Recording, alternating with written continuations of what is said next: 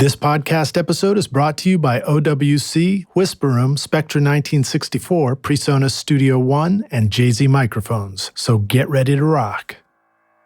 I'm working on a record now that's very sparse, but it's got like piano and harp on it and acoustic guitars, and I was hard panning everything, and after a while I was like, I just can't make sense of who's playing what. So I just started like putting things at like 3 o'clock and 12 o'clock and 2 o'clock and 3 o'clock, and just sort of finding like not mono but like sort of wide mono areas to put things in, and just making sure you're not stepping on that vocal. That's really more important.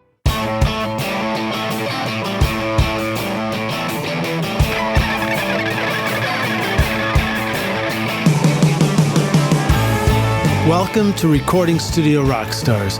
I'm Lyd Shaw, and this is the podcast created to help you become a rock star of the recording studio.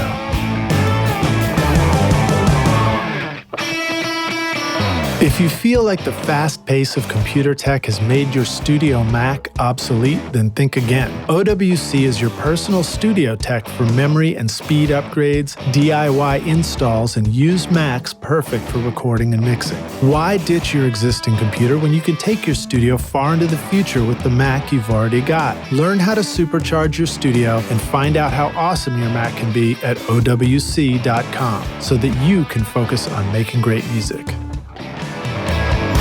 If you're sick of bothering the neighbors when you're trying to record your music or ruining your recordings with outside noises, but you're not ready to spend a fortune on permanent studio construction yet, then consider getting a Whisper Room ISO booth for your studio. Whisper Room offers an instant solution for a comfortable, quiet, ventilated, portable ISO booth with easy line of sight for recording vocals, guitar amps, or even drums. Get 10% off the 4x4 or 4x6 booth when you mention Recording Studio Rockstars at whisperroom.com.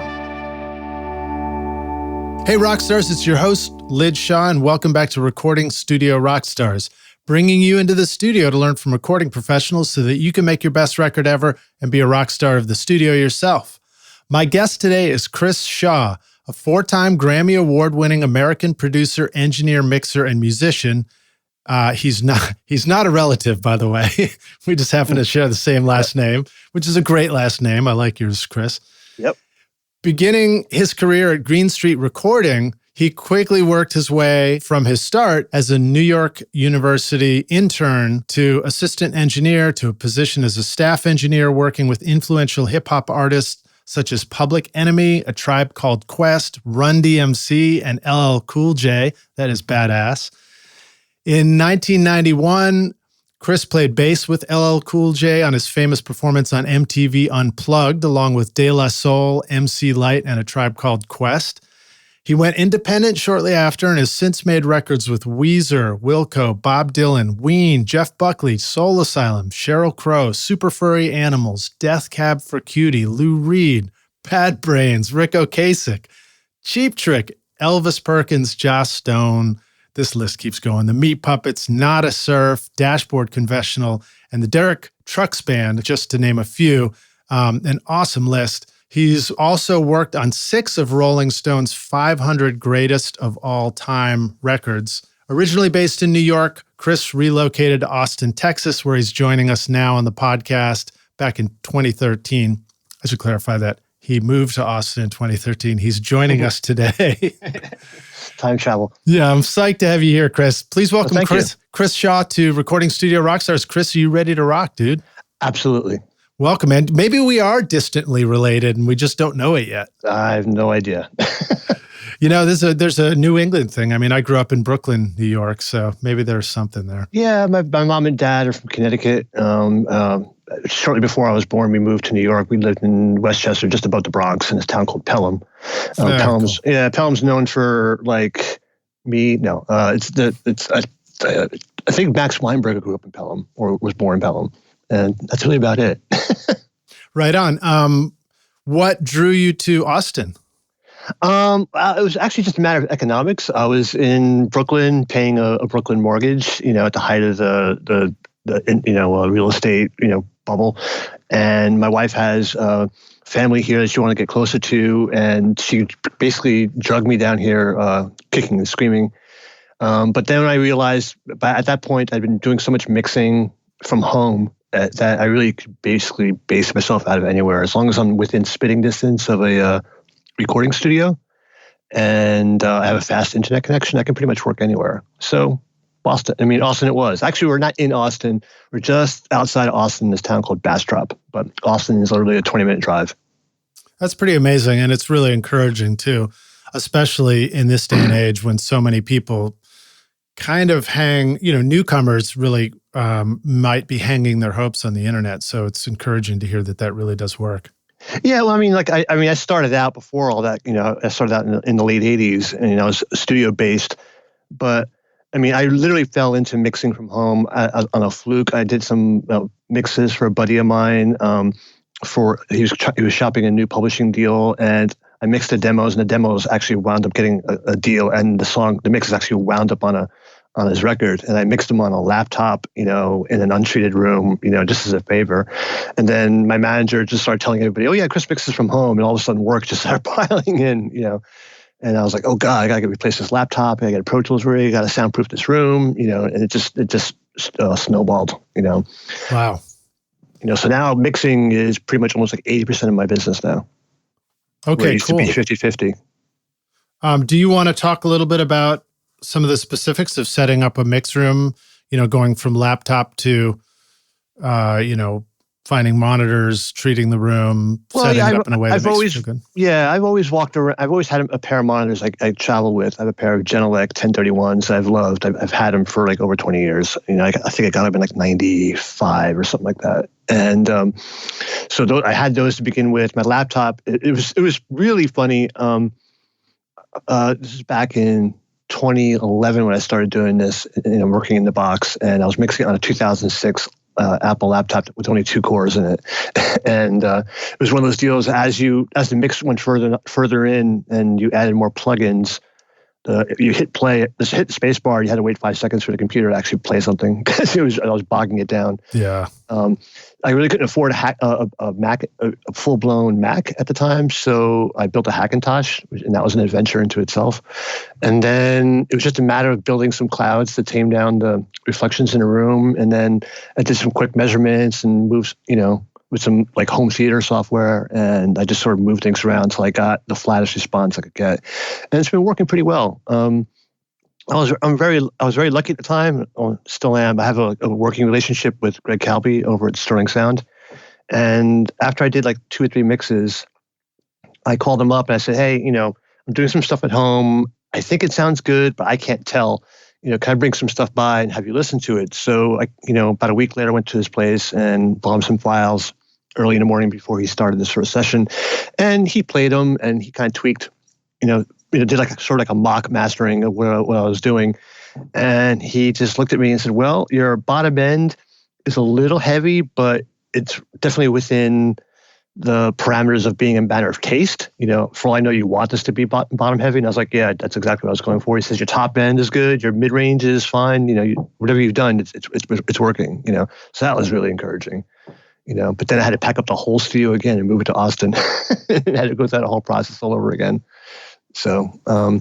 But it's just a matter of getting things to sound accurate, and listening to a lot of stuff that you know inside out over speakers that and comparing your mixes with other mixes and just make sure you're in the ballpark. Like you can pretty much mix in any room as long as you know what its deficiencies are. Like I always like when I mix, I break like the frequency spectrums into 3 areas. You got your lows, you got your mids, and you got your highs. So if I'm working in a room that I'm not familiar with or a room that really needs to be treated, I just sort of like mentally listen to, for example, my bottom end. I'll say, well, okay, the kick and the bass sound like they're, in just the right spot in relation to each other.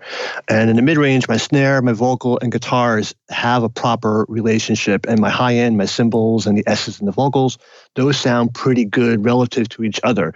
Now, whether or not those 3 frequencies areas are balanced within each other, that's basically going to be a result of how your room sounds. And so in my head, at least the way I think about it, is that as long as everything in those 3 frequency spots are well balanced within themselves, then that track will be masterable. I can bring it to Greg and they'll be like, "Oh yeah, well the top end is, kind of, weak, but When I boost it up, everything is rising with it proportionally, So that's the way I look at working in weird rooms and mixing in general. I just sort of like break it down to areas, in my head, and it's like, well, the kick and the snare, if the kick and the bass are working together and all these other instruments within similar frequency ranges are working with each other, I could almost, ignore the fact that maybe those frequencies, my top end might be too bright or my bottom end might be too much, because I know at mastering that, the mastering engineer will be able to, flatten it out a bit more, Yeah, that's really cool, man. And I remember sort of thinking that way myself early on. Of course, my mixes still sucked a little bit beyond that. But it's kind of like saying, listen, if my mix has a quality to it that is like I took the treble knob on the stereo and turned it up a little too much, well, then the mastering guy can turn it down a little more. Exactly. Yeah. And it'll all make sense. So that's pretty awesome. That's very encouraging for us because I know most of us probably feel like we have no clue whether our stuff is really balanced. Yeah, like if you're working in an untreated room, you're, you might have a hump at a certain area, but as long, like a boost, let's say 200 or a resonance, well, as long as everything inside that resonance is working, you're probably going to be okay, but you just have to watch out, especially with low end, that you're not compressing things too much, or that the compressor is going to just swallow everything up at the bottom end, Mm-hmm. And then also, what about, if your ear is trained enough to be aware of the 200 bump, you might be inclined to start carving it out where you didn't need to carve it out. That actually is one of my downfalls. It has always been since I started. It's like I have a tendency to carve that out too much just because I can't stand it. It always, to me, that's the frequency that clouds things up. But I've done mixes I've listened to and kind of go, oh man, I just took a knife to that way too much. So I always kind of err on the side of caution and let that kind of, and not cut as much as I used to. I used to do like serious, like 10, 12, 15 dB notches, at anywhere between 200 and 350. And that's really where the body of everything lives, so you got to be very careful when you're doing that, What are some of the instruments that were most likely to accidentally cut too much on? For me, like especially in that area, sometimes acoustic guitars. Sometimes if you pump that out too much, well, it depends upon how you're using the acoustic guitar in the song. For example, like is the acoustic. I always have two types of acoustic guitars in productions that I do. There's acoustic guitar as a main instrument, and then I also jokingly refer to it as acoustic guitar as tambourine, because I'm not like a big fan of a tambourine. So if someone suggests a tambourine, I'm just like, well, let's throw an acoustic guitar in there, let's roll off all the bottom, and it'll kind of give you the exact same energy, but without the stereotypical, jingle and jangle of a tambourine. With notes. With notes, exactly. So it stays in key. But the other thing I tend to carve out too much sometimes is, the kick drum, because like 200 is sometimes the spot where, it'll be, you'll be able to hear it in a mix on bad speakers, or speakers that don't have an extended bottom. So, it's also, you want to cut there to bring out the bottom, but sometimes if you do just too much, the kick drum will lose some light, and snare drums as well. That's where like the chestiness of a snare drum is. And if you carve out too much of that, then you're going to lose the note in the body, So when you talk about acoustic guitars, there are two artists you work with that come to mind, Jeff Buckley and Brendan Benson's record. You want to talk for a moment just about the difference in those acoustic guitars and how that relates? I never actually recorded Brendan. I mixed an entire album for Brendan. Brendan is a wonderful artist. He's a great guy, sweetheart. But he's also he's one of those guys who's very hypercritical of himself and is constantly changing his mind about stuff. And I mean that in a good way. I'm not saying that he's indecisive, but he's always wondering if there's something that can we do better. So I mixed an entire record with him once, and he was really happy with it. And then about 3 months later, he listened to it and decided he wanted to change everything. And so he wound up re-recording it, and I believe Chad Blake wound up doing it, remixing a bunch of it. And I actually only wound up with one mix on the album. I can't remember which record it was, though, unfortunately. It's not right in front of me. And Jeff, I only mixed a bunch of stuff with Jeff. I've only recorded Jeff once. And it's an interesting story. I mixed a live broadcast for him. And it was like in the middle of February. And it took me like 2 days to get through this concert. And he showed up on day 2 when I was mixing the last song of the set, which was the title track of his record, Grace. And that song also happens to have all the super, super high notes on the album. And he comes into the studio and he's sitting on the couch and he's like kind of like, curled up in a ball on the couch because he's got the flu and he's like sneezing, he's coughing, and he looks absolutely miserable. And I'm mixing it and he comes up to me and he goes, "Hey man, I know this is really un-rock and roll, but I really hate that vocal. Can we redo it?" And I was like, "Yeah, sure. If you want, I'll just put up a 58 in the control and crank it and you can do it." But I was like, "Are you up for it?" Like, "You're sick." He's like, "No, I think I can do it."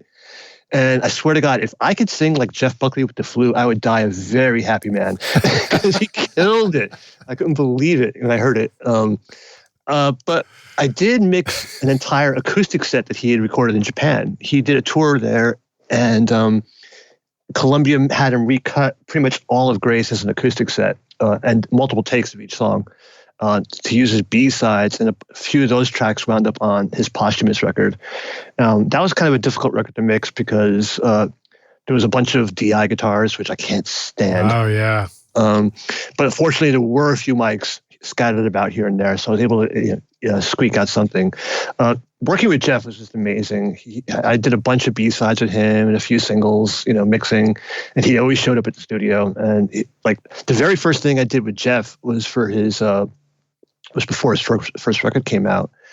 Back in those days, he had those things called electronic press kits, which is, for those of you who don't know, it's basically they would mail out an envelope with like a video, a CD, like a bio, and a photograph of artists when they were putting out new records, so the reviewers would have some information to put in their articles. And so they decided for his EPK to record him at a rehearsal space in New York City and film it, and because he's such a ridiculously good performer, and then put that out for the EPK. And they recorded it in a really bad spot on an ADAT, which is horrible to begin with. And so I knew nothing about Jeff. I knew nothing about his dad, Tim Buckley. So I walked in there like not knowing a darn thing. And I remember just sitting there in the control room, and he wasn't there at the moment, but I pushed the faders and I heard this vocal and I was like, holy shit, who is this guy?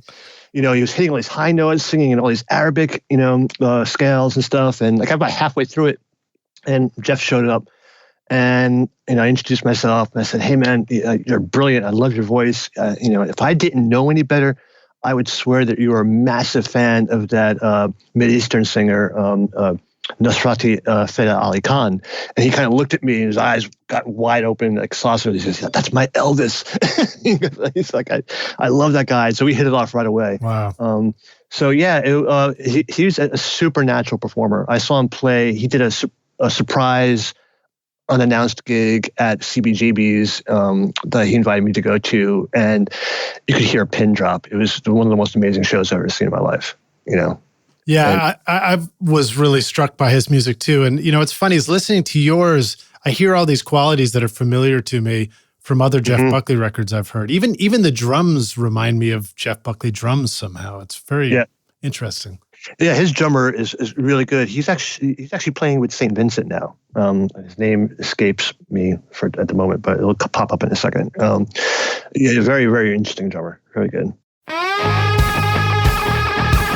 You want the critical details from your microphone to get through to your recording, and the Spectra 1964 101 amplifier provides just that. With unequaled headroom, low noise, and a linear output, irrespective of transient audio peaks. Used by Tom Dowd, Muscle Shoals, Stax Studios, and the Record Plant on records by ZZ Top, Aerosmith, Bruce Springsteen, and John Lennon, Spectra 1964 brings that same incredible sound to your studio with the new STX 600 mic pre with built-in comp limiter. Start making classic records again at Spectra1964.com.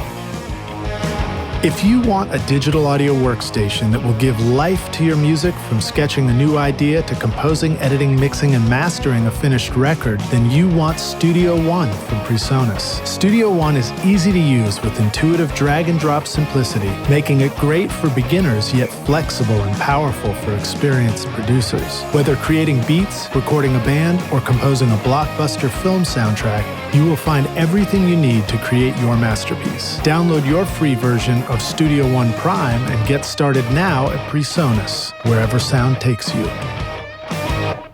Okay, cool. Well, let's see. Give us a little bit of background into who you are. How'd you get into this stuff too? I mean, give us the quick version of Chris Shaw. The quick version, I grew up in a pretty musical family. My dad was a jazz pianist, locally in Connecticut. And growing up, I was exposed to a bunch of jazz, mostly West Coast stuff. Not a lot of hard bebop, but like a lot of Dave Brubeck, Oscar Peterson, a lot of classical music, Vladimir Horowitz, and let's see who else. But just I got exposed to a bunch of music. My brother played piano. My brother was really into prog rock, so that's my musical background is prog rock. My sister was a very big, listened to AM radio and James Taylor and like Fleetwood Mac.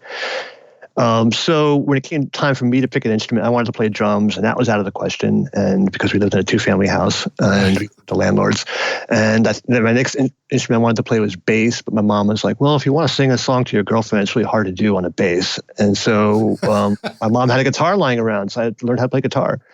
Thanks, Mom. And I was in a bunch of really bad cover bands, and in high school and college. And what had happened is through my brother, I heard a record by Robert Fripp called Exposure. It's his first solo record, and it was my first pardon the pun, but it was my first exposure to Frippertronics. Yeah. And I had no idea what he was doing or how he was doing it. And my brother showed me the back cover. There's a Brian Eno record. It's either music for airports or ambient music or music for film. It was one of those 3 records. On the back cover is a diagram of how to do, like Frippertronics, basically with 2 reel-to-reel tape recorders. And I didn't have 2 reel-to-reel tape recorders. And I couldn't ask my mom and dad to buy me 2 reel-to-reel tape recorders. So I figured out how to do it with a pair of cassette decks. Badass. And yeah, basically you take apart 2 cassettes, you drill a hole in the sides, you use 1 reel of tape and you stretch it across 2 shells, and you put them in 2 different machines, and you wire it up. And unfortunately, none of my tape machines were matched in speed, so the loops either gradually go sharp or gradually go flat. And if they gradually went sharp, the tape would snap. So that basically got me into recording. I was in all these bands, and I spent more time at the beginning of the session trying to figure out where to put my little boombox to record the rehearsals so it would sound good. And I did actually rehearsing, And then I ran into a buddy of mine who was a couple years older than me, and he was going to a recording school in New York City. And I was like, wait, people do this for a living? And he's like, yeah. And so I went to my parents and said, I want to go to recording school. And so after much support from them, I went to NYU. And while I was at NYU, I interned at Greene Street Recording, and pretty much that's where it started, Is Greene Street in Brooklyn? Greene Street is in Soho. It's on Green between Prince and Spring. It was literally the last place I went to when I was looking for an internship, because it was only a block away from NYU, and I thought they would be inundated with interns. They actually had never had one. So, and I had already been turned down by like the Hit Factory and the Power Station and Right Track, and Greene Street welcomed me with open arms. And the thing was, like, when I walked in there, I was like I looked on the wall, there's nothing but hip hop records and dance records. And I was just like, oh God, I don't want to work here. I hate hip hop. Well, actually I didn't hate hip hop. I just thought it was a fad. It wouldn't go away. But, shortly after I started there, 6 months later, I think Public Enemy walked in the door. And I saw how hip hop records are made, with sampling, and that just appealed to my whole noise rock and my whole like experimental music, kind of thing.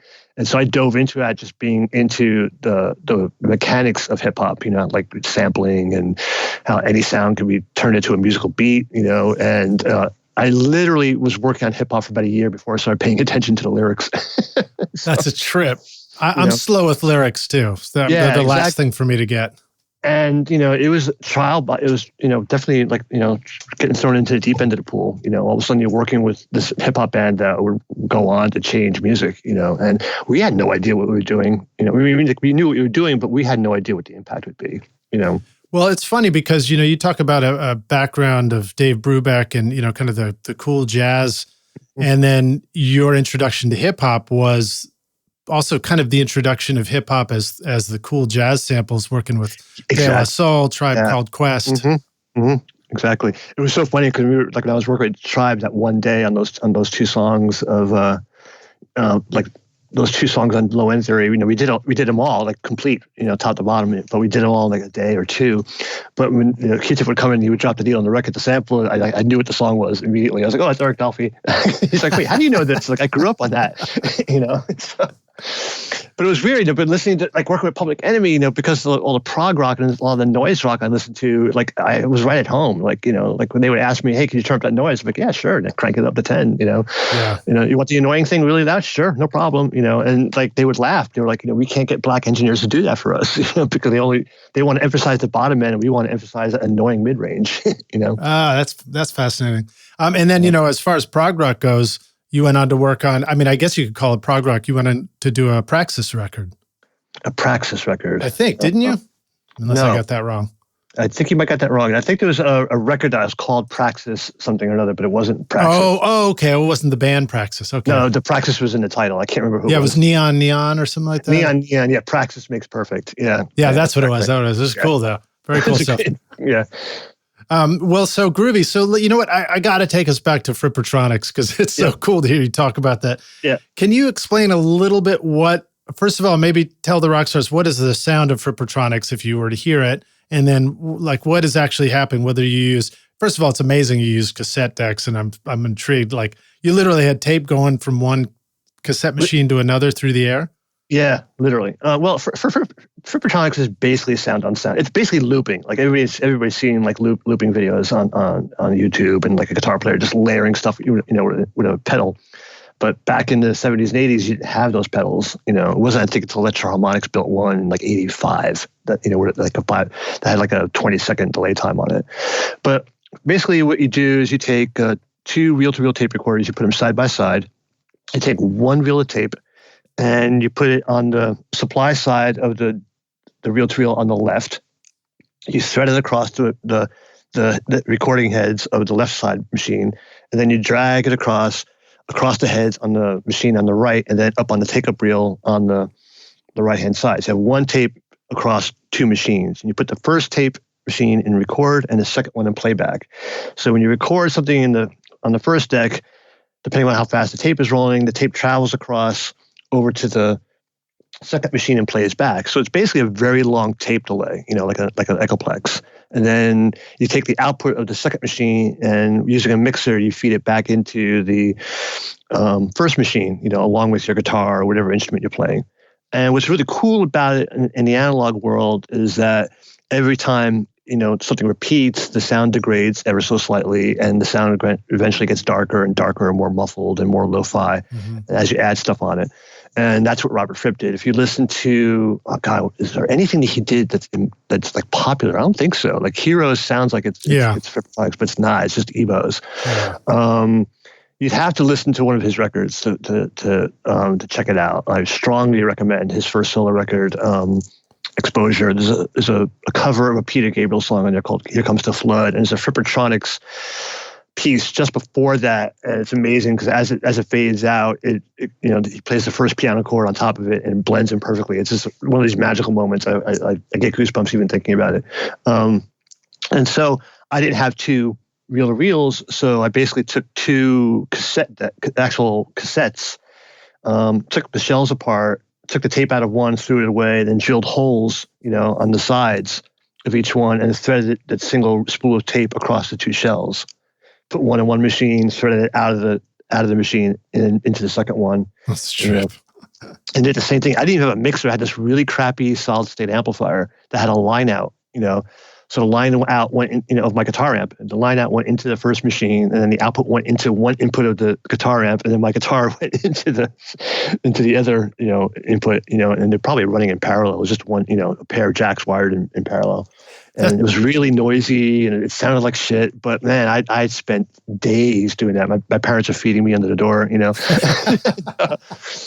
literally, my brother at the time, my brother was going to MIT. And my mom and dad, when they would call me on the phone, they said, "Your brother's just making these weird noises. Should we be concerned?" He's like, "Nah, don't worry about it." That's good. And that's basically it. That's how I got into. That's how I got into recording. It was just, I just got fascinated. Because as a guitar player, I'm a pretty darn good guitar player, but I can't play solos to save my life, and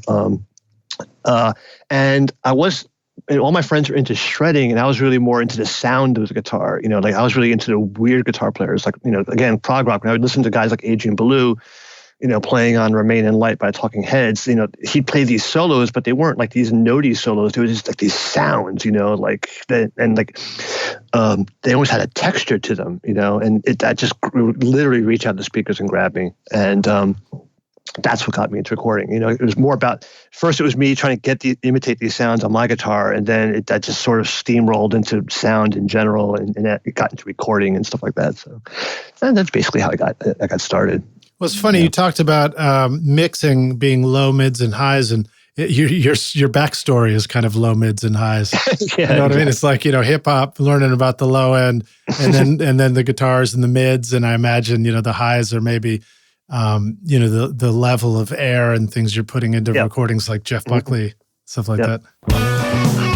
Are you sick of microphones that make your music sound harsh and brittle? The new Amethyst mic by Jay-Z Microphones brings you a rich, warm tone with perfect detail using the golden capsule technology. Resulting from 30 years of microphone design, the Amethyst is hand-built using carefully selected parts with Class A discrete circuitry, extremely low self-noise, and an advanced shock mount to make sure your recordings sound awesome. This is my voice on the Amethyst right now. Use the limited time coupon ROCKSTARS to get 50% off the Amethyst mic at jzmic.com.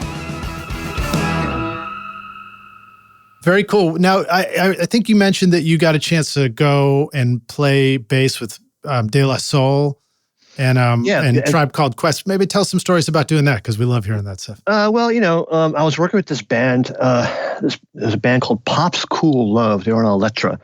And I was mixing their record. And they got the call from MTV to be the backing band. They were reviving the MTV Unplugged series, and they needed a backing band. They wanted to do a hip hop one, and they were all excited about it. I'm like, well, what songs are you doing? I said, well, we're going to do, let's see, what was it? Can I Kick It by Tribe Called Quest? I'm like, oh yeah, that's Walk on the Wild Side, Lou Reed. And he was naming all these songs. I was naming all the samples. And about 5 minutes afterwards, the main guy in the band was like, well, do you have a guitar I could borrow? I was like, yeah, sure, I got an acoustic guitar you could borrow. He said, we're rehearsing next week. I'll see if I can get you a bass. I'm like, what are you talking about? He goes, well, we fired a bass player. We need a bass player. Why don't you play bass? I'm like, well, I'm not a bass player, but a guitar player. He goes, same difference. Just figure it out. And, you just can't serenade the ladies. Yeah, exactly. So I spent like a day or two, learning all these looped bass lines. And next thing I know, I'm at SIR, and I'm rehearsing with, Tribe Called Quest. I'm rehearsing with, MC Lyte, and I'm rehearsing with De La Soul and LL Cool J. And what year is this? This is 91. And we went to SIR, and none of the bands were really into it, because here's this band, like there wasn't a single black guy in the band, and they were, this is not going to look good, and we'll do it, but whatever. And they just sort of went to the rehearsals pretty quickly. And then LL showed up late, and so he walked in. There was nobody there except us, and he got into it. He was like, well, let's change the arrangement. Let's do it like a call and response James Brown thing. Let's do this. Let's do that. And we spent like 2 hours working on his part of the set, because he was the headliner. And then when we got to we did the taping, and it was insane. The crowd went nuts, and LL's set was incredible. And after it was over, I was talking with Q-Tip, and he's like, man, that was so much fun. I've never thought about doing hip hop with a band. And, I'm doing a new record now. Maybe, when we go on tour, we should take a band out. And he looked at me and said, you want to play bass with Tribe? I was like, well, I would love to, but, I'm a recording engineer. This is not my gig. I'm just doing this as a favor. And he goes, well, what studio do you work at? And he booked time. And next thing I know, we're working on Low End Theory, That's exciting, man. So, I was such a fan. Like when I saw LL Cool J do the stuff with Body Count, I was like, this is fucking great. That was Ice-T. That was Ice-T. Okay, sorry. Yeah. Sorry. Well, you can see, like, I'm an appreciator of hip hop, but I'm far from an expert on the history of it. Sorry, man. I hate to keep correcting you. That's quite all right, man. That's why I'm here. I love it. But I remember seeing that, and I was like, I love that sound. It was great, and I just didn't see more of it. And then years later, I discovered Brand New Heavy's Heavy Heavy Rhyme, and that record just continues to blow me away to this day.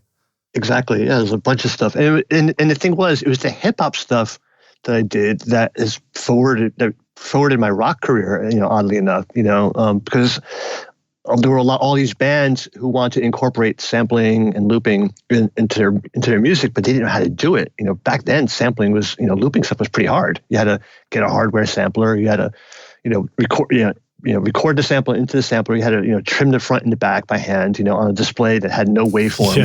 Yeah. You had to do it by numbers, and then if you wanted to, to get it in time with the loop, you had to you had to trigger it, one shot with MIDI. And then you had to tune and speed up the sample until it looped properly, and then you had to lock it up with the drummer and stuff like that. It was a painstaking process, and it was kind of like a little bit of black magic, and working at Greene Street, the whole crew of us, we had this method of doing it that was pretty precise and accurate. And people actually would come to Greene Street just to record loops, because they knew that we did it better than anybody else, Mm-hmm.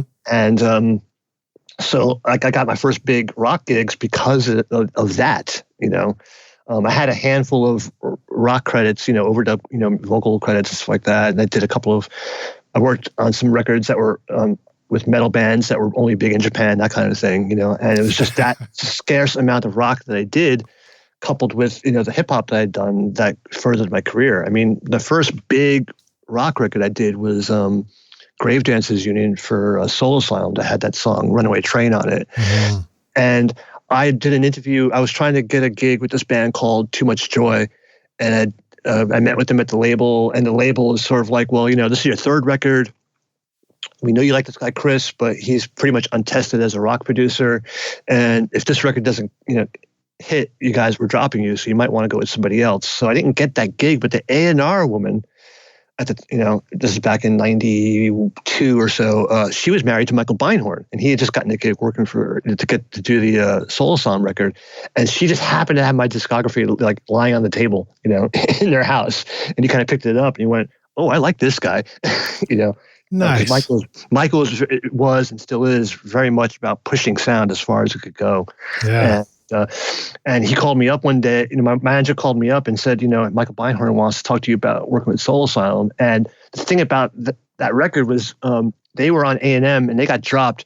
And they did these demos that got circulated everywhere. I mean, I had the demos for that record like months in advance, because a friend of mine worked on a record label and said, hey, you should check these songs out. They're great.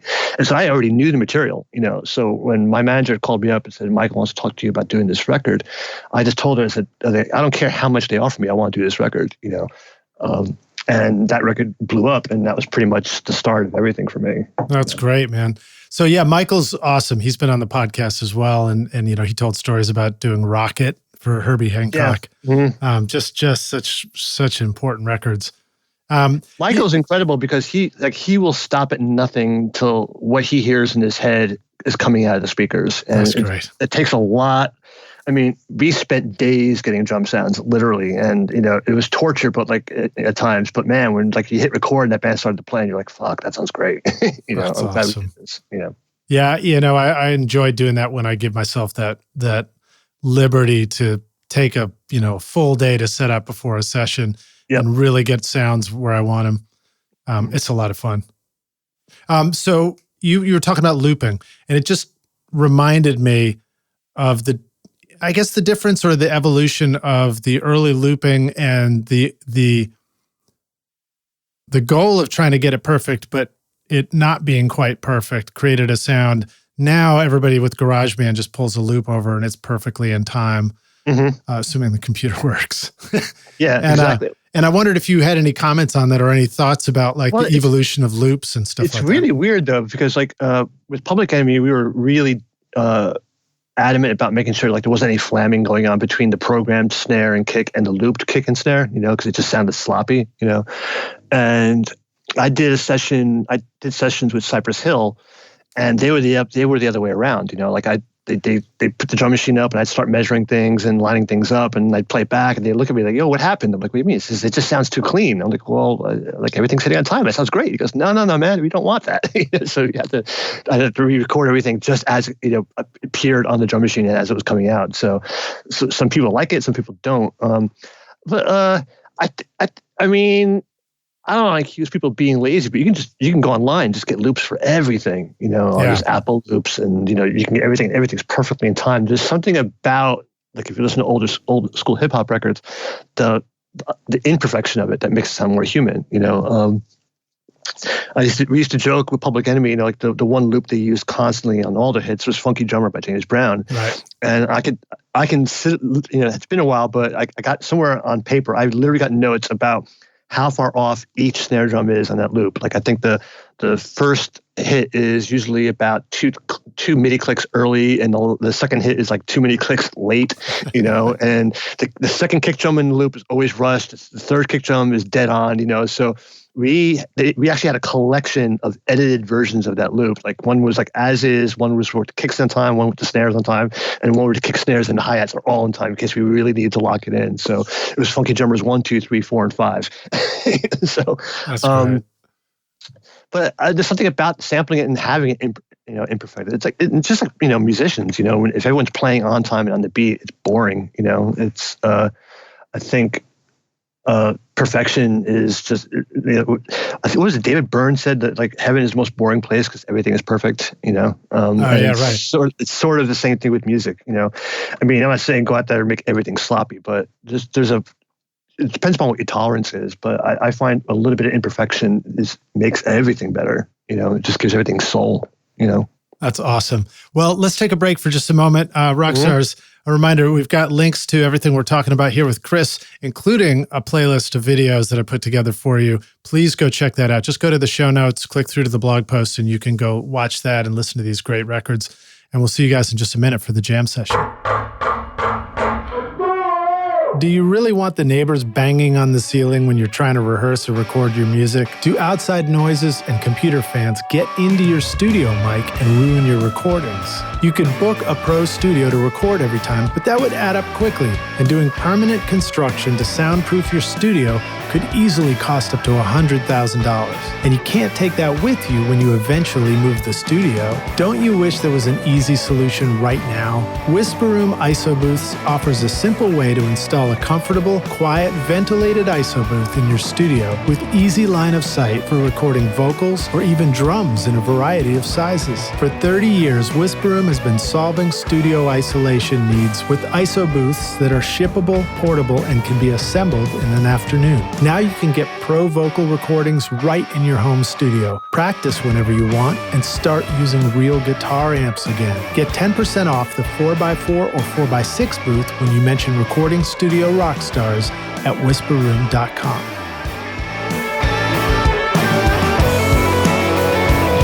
If you're using a Mac in your recording studio and you're tired of feeling like the studio setup you worked so hard to create is becoming obsolete too quickly, then Otherworld Computing is the solution for you. OWC can help keep your existing Mac and studio current and relevant so that you can make great music. Whether you need to upgrade your RAM, install an SSD, add more connectivity, or simply find a great used Mac, you can get the most mileage out of your studio with OWC. Offering a vast library of DIY install videos, 24/7 friendly support, and free shipping in the US on most items over $49, there's no need to get frustrated when you can achieve the speed to create and the capacity to dream at OWC.com.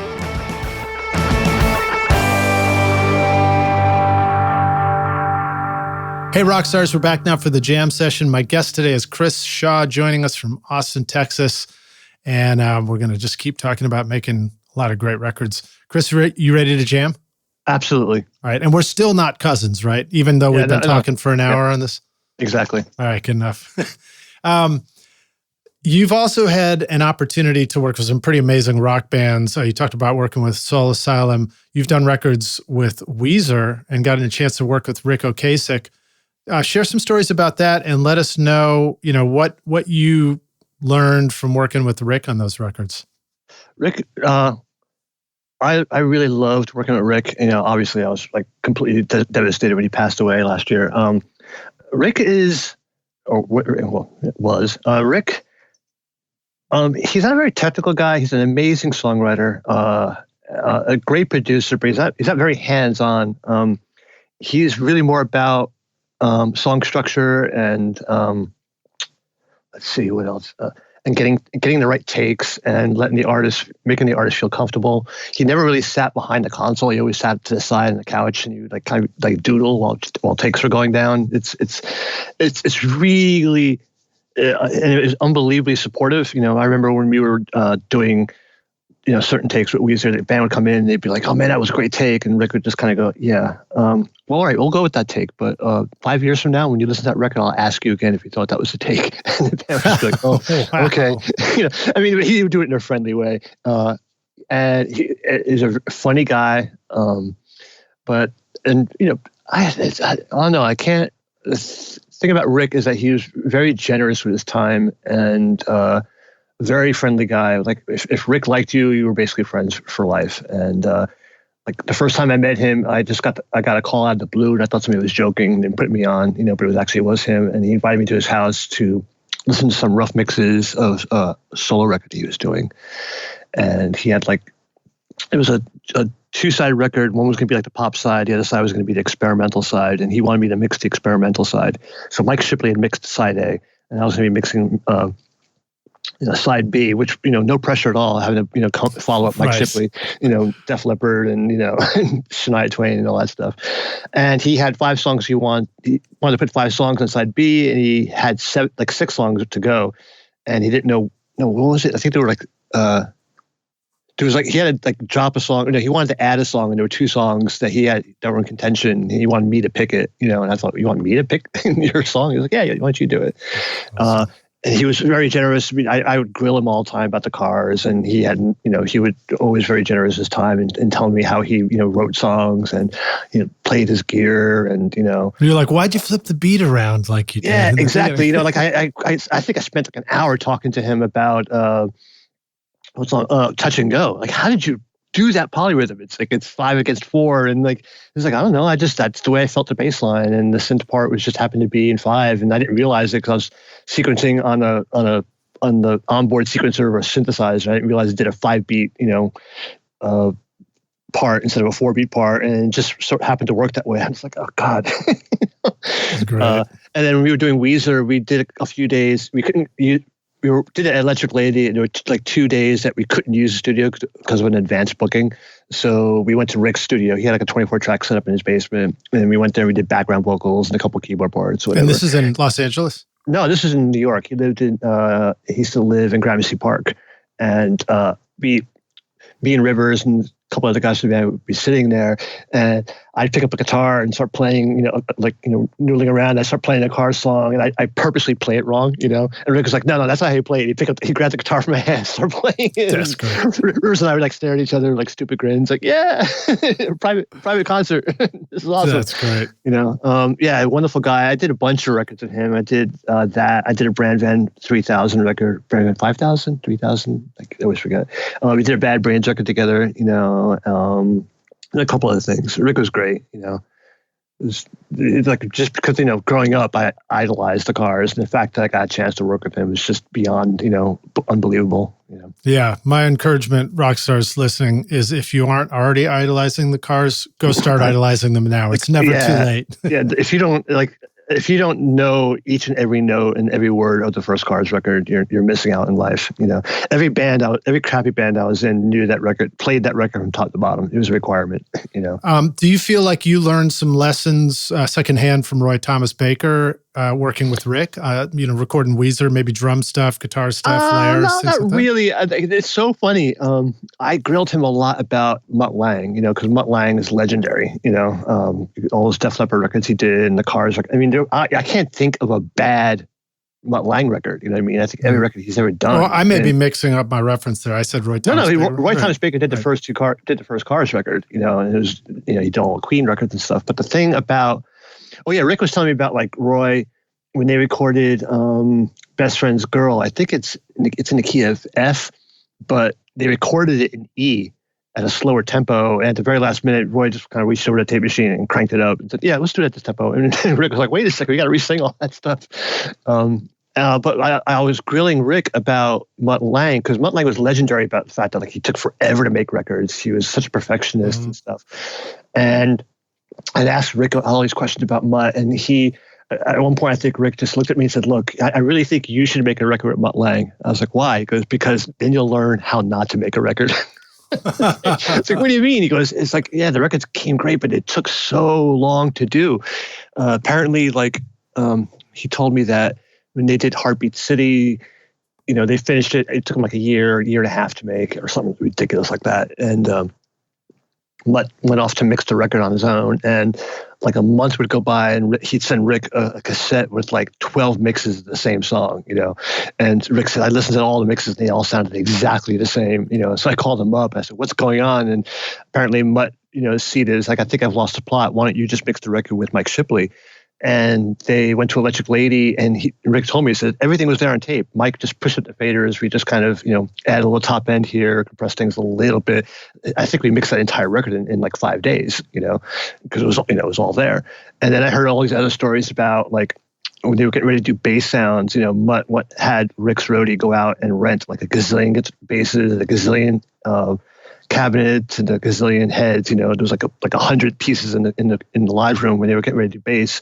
And I said, okay, well, what'd you wind up using when you were done? And the guy just rolled his eyes and said, yeah, we used a 67 Precision and a silver-faced SVT. And I just went, duh. It's like, yeah, that's the first thing you go for, Apparently Mutt would do things like, I know we're talking about Mutt instead of me, but that's all right. It's fun. Apparently Mutt would look at the assistant at the beginning of guitar overdubs and say, okay, well, how many 57s do you have? Like, I don't know, we got 12, And Mutt was like, okay, we'll get a piece of tape, put one on each mic, and then number them and put up number 1.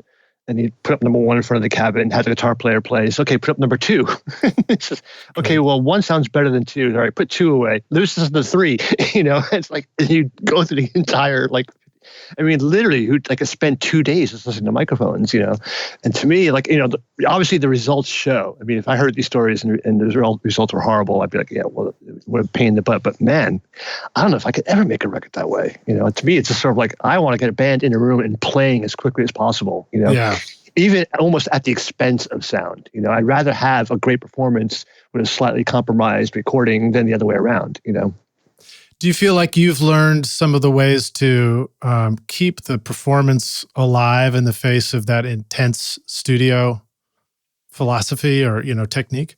Yeah, I think, well, as an engineer, I think your job, it's kind of hard to do, is to try to make the studio as invisible to the performers as possible, and which is impossible because, they're surrounded by microphones and stuff. Yeah. But I think, if you really want to get if you're really intent on getting a great sounding record, then you really should just book an extra day at the front of the session and say, okay, we're going to go in there tomorrow, and all we're going to be doing is doing setup. We're not going to walk out recording a single note. We're going to spend all day just like getting drum sounds, guitar sounds, bass sounds. But if you don't have the luxury of time like that, you really should have a set of microphones that you like to use that and you trust, not your own personal collection, but like I know, for example, that I can record a drum kit with a bare minimum of microphones, that pretty much every studio in the world would have. And like when I worked at Greene Street didn't have like a really extensive mic locker. It was actually kind of like deficient in many, many ways. There weren't a lot of condensers,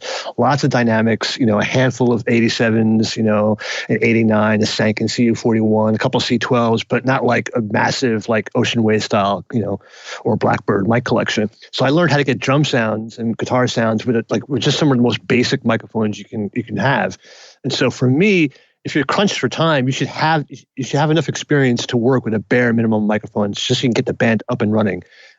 Second thing I always recommend is never make a drummer sit down behind a kit and just hit one drum at a time. That is like the most soul-crushing thing in the world for a drummer, is to have him sit there and hammer on a kick for 15 minutes while you sit there and tweak. When I get drum sounds, I have the roadie or whoever, guitar tech or even the drummer, just set up some drums. And I just tell the drummer, go out there and play, what's the first song we're going to record? Okay, I don't want you to play that song, but just play the drums in that tempo so I get an idea what's going on, And then and you have to, if you're not getting it, if you get a kick drum sound on its own and then get a snare drum on its own, when the drummer starts to play, you're not accounting for the bleed from the snare in the kick drum microphone. All of a sudden, because you cranked in all top end to get click out of the kick, you're getting all the bottom snare rattle in the kick drum, and it's loud in the kick drum itself. So I always get drum sounds with the drummer playing, And I also told the drummer not to put on headphones either, just to play naturally, and then, get your sounds that way. Because if you're doing everything individually, it's just soul crushing, So that way, at the end, I can usually get drum sounds in about 15 to 25 minutes. I do it as quickly as I can. I just want to get the band recording, because at this point, in this day and age, there is so much you can do to change drum sounds later if you have to, I mean, obviously you have to strive to get the kit to sound as good as it can. But if it's a question of like getting the band recording and inspired or getting a great drum sound, I'd rather get the band inspired, and itching to play and excited to play. Yeah. Well, a reminder, you talk about like 15 to 20 minutes. That's 15 to 20 minutes long after you've set up all the microphones and checked everything. That's just the drummer plan for 15 minutes. Exactly. I get there early, and I usually try to I have like a sheet that I email to the assistant at the studio, like a day or two before. And it's like, this is my basic setup. This is how I want it to show up on the console. I want these inserts ready to go. That kind of thing, but once you get in there, and it's like, and I also tell it drives me nuts because every once in a while this will happen, and I'll show up at the studio and the mics are all set up, but there's no cables on them, the drum set is set up, but the mics aren't anywhere near the drum set. I always tell the assistant, please mic the kit. I mean, I'm not expecting you to get a sound, but put the mics over the toms, put the mic over the hi-hat, put the mic, get them in position. I'll tweak the positions later, Yeah. I did a session once where I was working with this band and we recorded, I shit you not, we did 40 songs in 2 days, okay? 30 of them on day 2. And I was in constant contact with the studio the day before. I was like, this is my mic setup. These are the inputs I want to use. This is how I want the tape machine lined up. This is what I want. When I show up, I want everything ready to go. And I got there and all the band's gear was sitting in the middle of the studio floor, still in the cases, and the assistant was sitting there drinking coffee with the band, shooting the breeze. I'm like, what the fuck are you doing? Well, I figured, we wait for you to show up and tell us where you set up. I was like, what about all those emails I just sent you? So I fired that guy. I worked with him that day and fired him. I never fire assistants, but I fired him. I don't get mad at assistants ever, because I've made mistakes. I've made horrible mistakes. So I'm not above making mistakes. So I'm usually kind of nice to my assistants, but I just screamed on the guy. I was like, I got 40 songs to do. That wasn't so much making a mistake as it was just making nothing at all. Exactly. It's like he's like, yeah, but I know what you want set up. Yeah, but you can put the microphones on the stands and put cables and plug them in. I told you where to plug them in. You aren't assisting me by drinking coffee and chatting with the band. Yeah, and the other thing that drives me nuts about assistants too is when you turn around and when you do a take and you're like, man, that sounded great, and you spin around in the chair, the assistant's like sitting there on his phone, updating his Twitter account. You're like, dude. I sometimes I find myself yelling at an intern for that. Not really yelling, but like getting on their case for that. And then the answer is like, but you just asked me to look up something on Google. I'm looking at it for you. I'm like, oh yeah, that. Sorry, man. But I on the Weezer record, for example, we started with one assistant, and I kid you not, the one day the band did a great take. They walk into the control room, and the assistant was literally zonked out on the couch, sleeping. And the day after that, the Rivers kept on saying, hey, the left side of my headphones aren't working, and he kept on saying this over and over again. I'm sitting there looking at the assistant, he's eating a sandwich, and I was like, dude, are you hearing this? And he's like, what? He goes, his headphones aren't working. He's like, oh, okay. And he took the sandwich out of his mouth, put it back in the paper, wrapped it back up, put it in the bag, put it back on the floor, and sauntered out. I was like, what the fuck? And a day later, and Rick and I were just sort of sitting in the lounge taking a break, and this kid walks up to us and he said, hey man, I've been standing outside the door. I loved what you guys are doing. I wish I could just be in there making cassettes for you. And I kind of looked at Rick and I said, are you thinking what I'm thinking? He goes, yep. And we fired our assistant. We brought this kid in. And the manager was just like, this guy doesn't know anything. He doesn't even know how to use the patch bay. He's never even set up a mic for us before. I was like, look, we're all set up, ready to go. I need someone to patch things, run errands, check headphone mixes, all that stuff. He's going to screw up for the first 3 days, but at least he's going to be into it, and it's exactly what happened. For the first 3 days, the guy was just making mistakes left and right. But when he made a mistake, he was like, oh my God, I'm so sorry. And he was like, do anything to make up for it. And by the end of that session, the guy was great, Yeah, that's great, man. Great story. The enthusiasm, when I turn around and the assistant's sitting there and he's just looking at his phone, during a take, the thing in the back of my head, I'm thinking is well, if I have to get up and go to the bathroom in the middle of a take, I'm not going to let this guy do it, because he has no idea what we're doing, I used to work with at Greene Street. The chief engineer was this guy named Roddy, and if he caught you like reading a newspaper, this is before cell phones and all that stuff, if he caught you reading a newspaper or not paying attention, he would walk over to the patch bay, grab all the patch cables that weren't being used, throw them at your feet, and hand you a can of brass polisher and a rag and make you like clean patch cable ends, all day long. So I always made sure I had a clipboard and and at least pretend to be taking notes all the time. Or occasionally, like we'd be in the middle of like doing vocal overdubs in a big, very busy session. And the clients would, leave the room and it would be just me and him. And he'd just turn around and say, okay, tell me, what are we doing? I'm like, okay, well, we left off on the third verse, second line. You were punching in this word because it was a little flat. And we're getting ready after to do this to do a piano overdub. And he'd be like, okay, great. I can leave the chair if I have to because you know what's going on. Yeah. You know what it feels like when inspiration hits and you want to capture your great song idea, but then the studio gets in the way and it's just no fun anymore. Wouldn't it feel awesome if you could simplify the process of producing your music from inspiration to final masterpiece? PreSonus Studio One is a powerful digital audio workstation that helps you compose your music with a complete collection of virtual instruments for keyboards and drums, MIDI tools for hip-hop, EDM, and film, a flexible sketchpad with chord charts and key recognition for songwriting and arranging, and classic effects pedals and amp simulators for guitar and bass. With 37 high-quality effects plugins, integrated Melodyne, and drag and drop flexibility, you can easily edit and polish your mixes. And Studio One is the only DAW with a built-in mastering studio so that you can take your record from writing to radio ready all in one place. Download your free version of Studio One Prime and get started now at PreSonus, wherever sound takes you. If you want to capture every nuance of a great performance in your studio, then you're going to need to start with a microphone that is crafted with great care and attention to detail. JZ Mics in Riga, Latvia designs amazing sounding microphones that are handcrafted with jeweler's precision to bring you incredible detail in your recordings. At the heart of JZ microphones is the unique golden drop capsule design, which uses a lighter, faster diaphragm that delivers great clarity and fidelity while avoiding distracting colorations and distortions. This is my voice right now on the new Amethyst microphone with Class A discrete amplifier circuitry, extremely low self-noise, and advanced built-in shock mount technology to bring an expensive sound to your studio for an affordable price. JZ offers a 5-year warranty, free shipping to the US, and a 30-day money-back guarantee. Plus, for a limited time, you can use the coupon code ROCKSTARS to get 50% off the Amethyst microphone at jzmic.com. I imagine you remember as an assistant that there were times where it gets stunning, mind-numbingly boring. Mm-hmm. And I wonder if you remember some of your ways of just sort of like battling that, making sure you don't fall into complacency. Well, when you're doing mix, the most boring part is being an assistant probably during a mix session, because you're just sitting there staring at the engineer's back and it's just the two of you. But I always try to keep on top. Like the way I would fight boredom is try to be one step ahead of the guy I was working with. Mm-hmm. Like you'd be getting drum sounds and blah, blah, in the back of your head. It's like, okay, well, he's probably getting bass sounds next. And on the last mix, you use this on the insert of the bass track. So let me get that patched in. So when he asks for it, it's already ready to go. Take notes, get coffee, and I literally, I got to a point where like I was sitting on the couch and I was feeling sleepy. I knew like if I stayed there any longer, I'd probably fall asleep on the guy. I would just get up and leave the room and say, I'm going to the bathroom. I'd rather not be in a room than have him think that I wasn't being interested, in the session. Or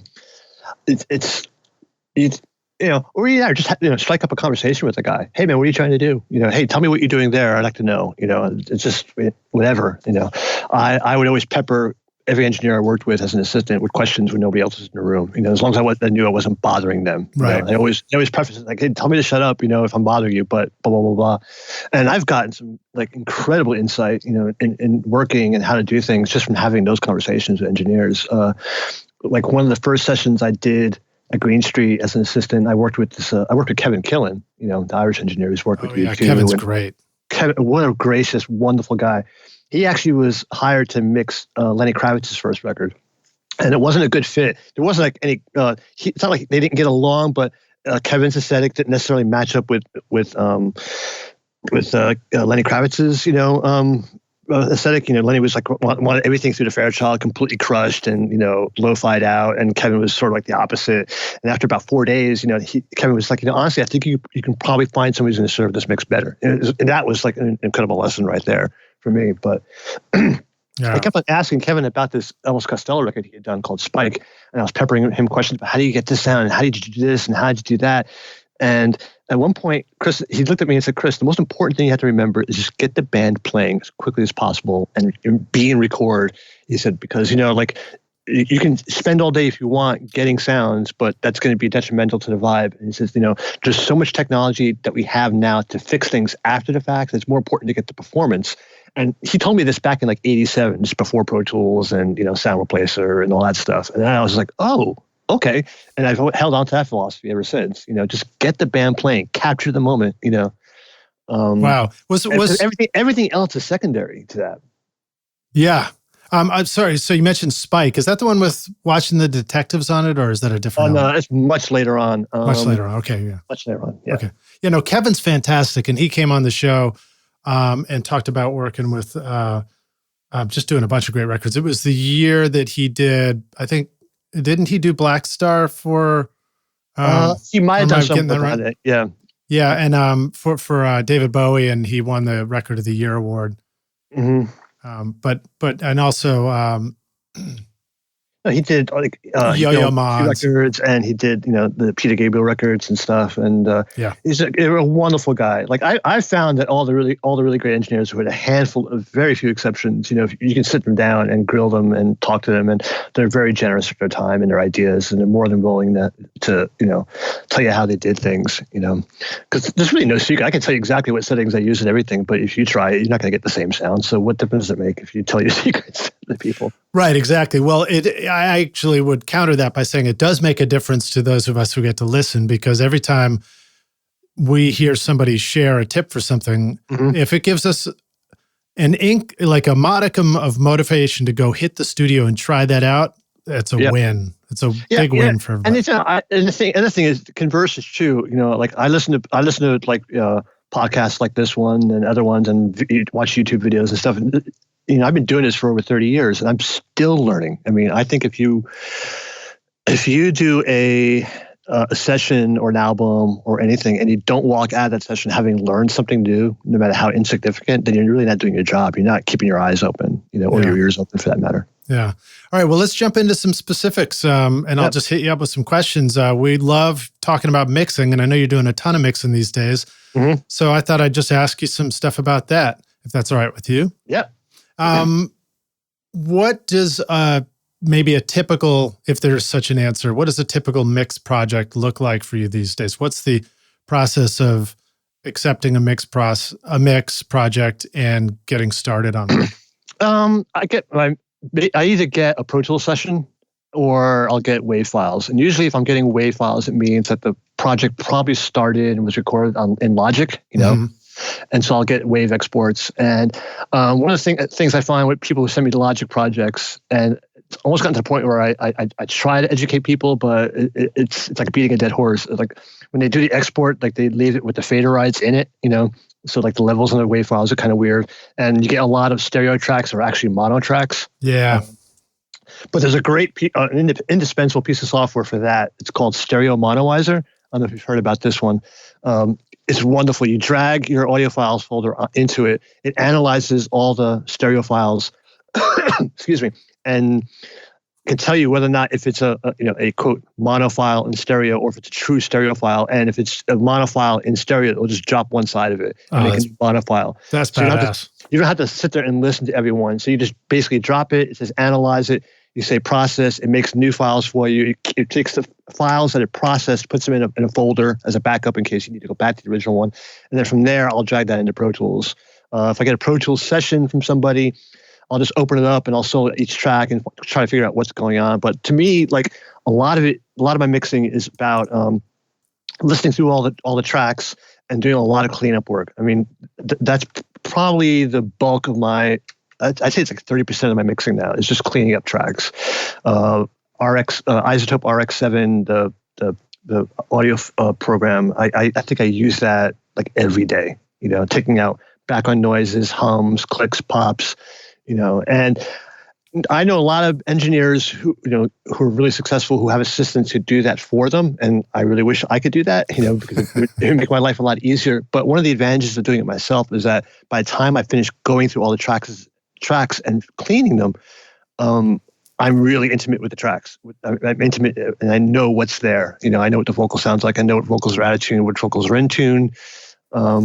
So like I know the song before I get going. And then after that, it's really more about importing all that into a template that I have that's got, sends and returns and groups all set up. I got track presets ready to go. So literally I can just like click on like all the snare drum tracks, right click on it, have a snare preset. I'll take all those snares, route them to my snare subgroup, add the inserts on them, put the sends on them, all ready to go. And so what used to take me like an hour or so now, takes me like maybe 15 minutes. I just import everything. A template is really the most important thing in Pro Tools. Then after that, I listen to the rough mix and get an idea of what I want to do with the track. And I actually write down, what it is I'm thinking about. Because I think that your first impression when you listen to a rough mix is actually the most important. So I never listen to the rough mix until I'm ready to mix, or at the very least, I won't listen to a rough mix unless I've got a pad and a piece of paper with me. So I can just write down like, oh yeah, I want to put an echo on that word in the chorus. Oh yeah, let's do this with the drums in the bridge, or let's do this with the guitars. Because if I don't write that down, an hour later I'll be like, wait, what was I thinking about before? Yeah. So note taking is really important. And if you think, well, I'll just listen to it now and I'll listen to it again with a pad of paper, you actually can miss like the second listen. You won't hear that stuff that you heard on that first listen. And as a producer, when a band sends me demos, I will not listen to those demos unless I've got like a half a day or a full day in my studio with a pad of paper or some note-taking program, because your best ideas come when you first listen to it. Like I'll listen to a song by a band I've never heard before, and in my head I'm producing it. So all right, there's our intro, there's a chorus, there's a first, second verse, there's a second chorus. Okay, the bridge is going to hit here. Now if there's no bridge, as I'm listening to it, I'll stop and write down, why isn't there a bridge after the second chorus? Or in the back of my head, I'll be listening to the song. I'll say, okay, well, the bridge is going to come here, and it's probably going to go to the relative minor, and it doesn't. I stop. I say, why didn't it go to the relative minor? Because when you get into pre-production with the band, and they're like, we like the song, but we wish it could be different. You've got those fresh ideas on a pad of paper, to guide you. Your first impressions are really the most important. That, and in the mix context, your first impressions married with the notes that the band gives you, before you mix. That's really the more important than anything else. Let's talk a little bit more about that, because I'm going through a pre-production process now where I'm really trying to respect that first impression. And we're also having a luxury of share a first impression. 2 days later, the band's rehearsing it. I get an iPhone message with a new version of it. And I'm pretty excited about that process because it's really helping the song evolve.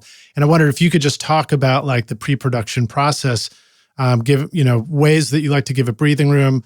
How can it go back and forth between you and the band, and how can you, like maybe as I remember hearing Rick Rubin talk about once, like they might wait a long time before hitting the studio until the songs are right.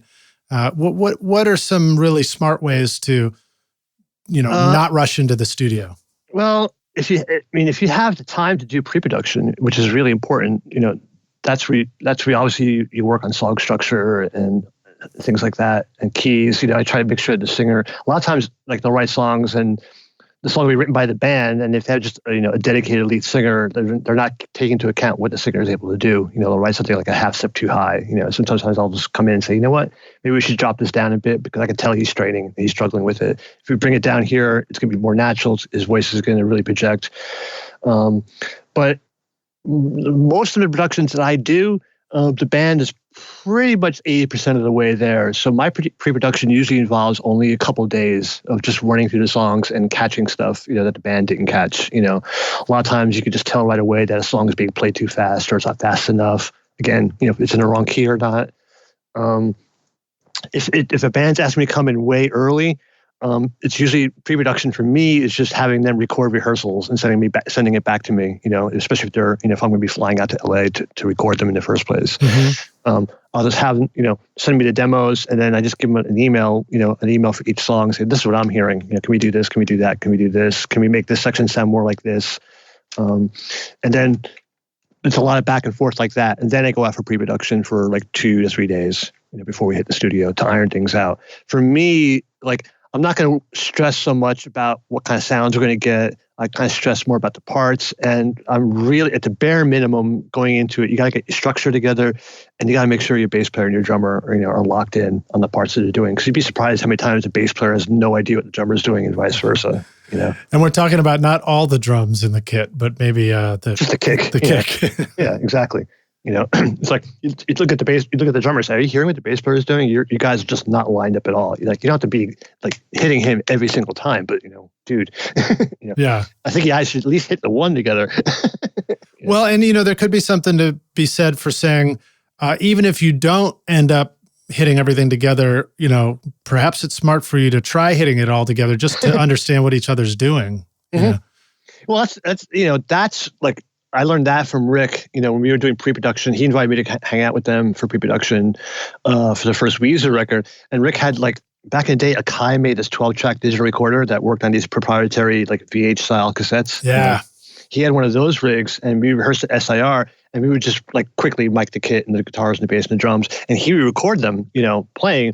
And then the band, after they finished playing a song, he's like, "Yeah, it sounds good, but you're not doing this." I'm like, "Yeah, we're doing that." He goes, "No, you're not. Check it out." He reached over and hit play, and they'd be like, "Oh God, I didn't know we were doing that. Okay, let's work on that." So recording, your rehearsals, if you're able to, even if it's just on a boombox, or a voice memo on your phone, But nowadays, you got GarageBand on your iPad, just bring an interface with you and go for it, Yeah.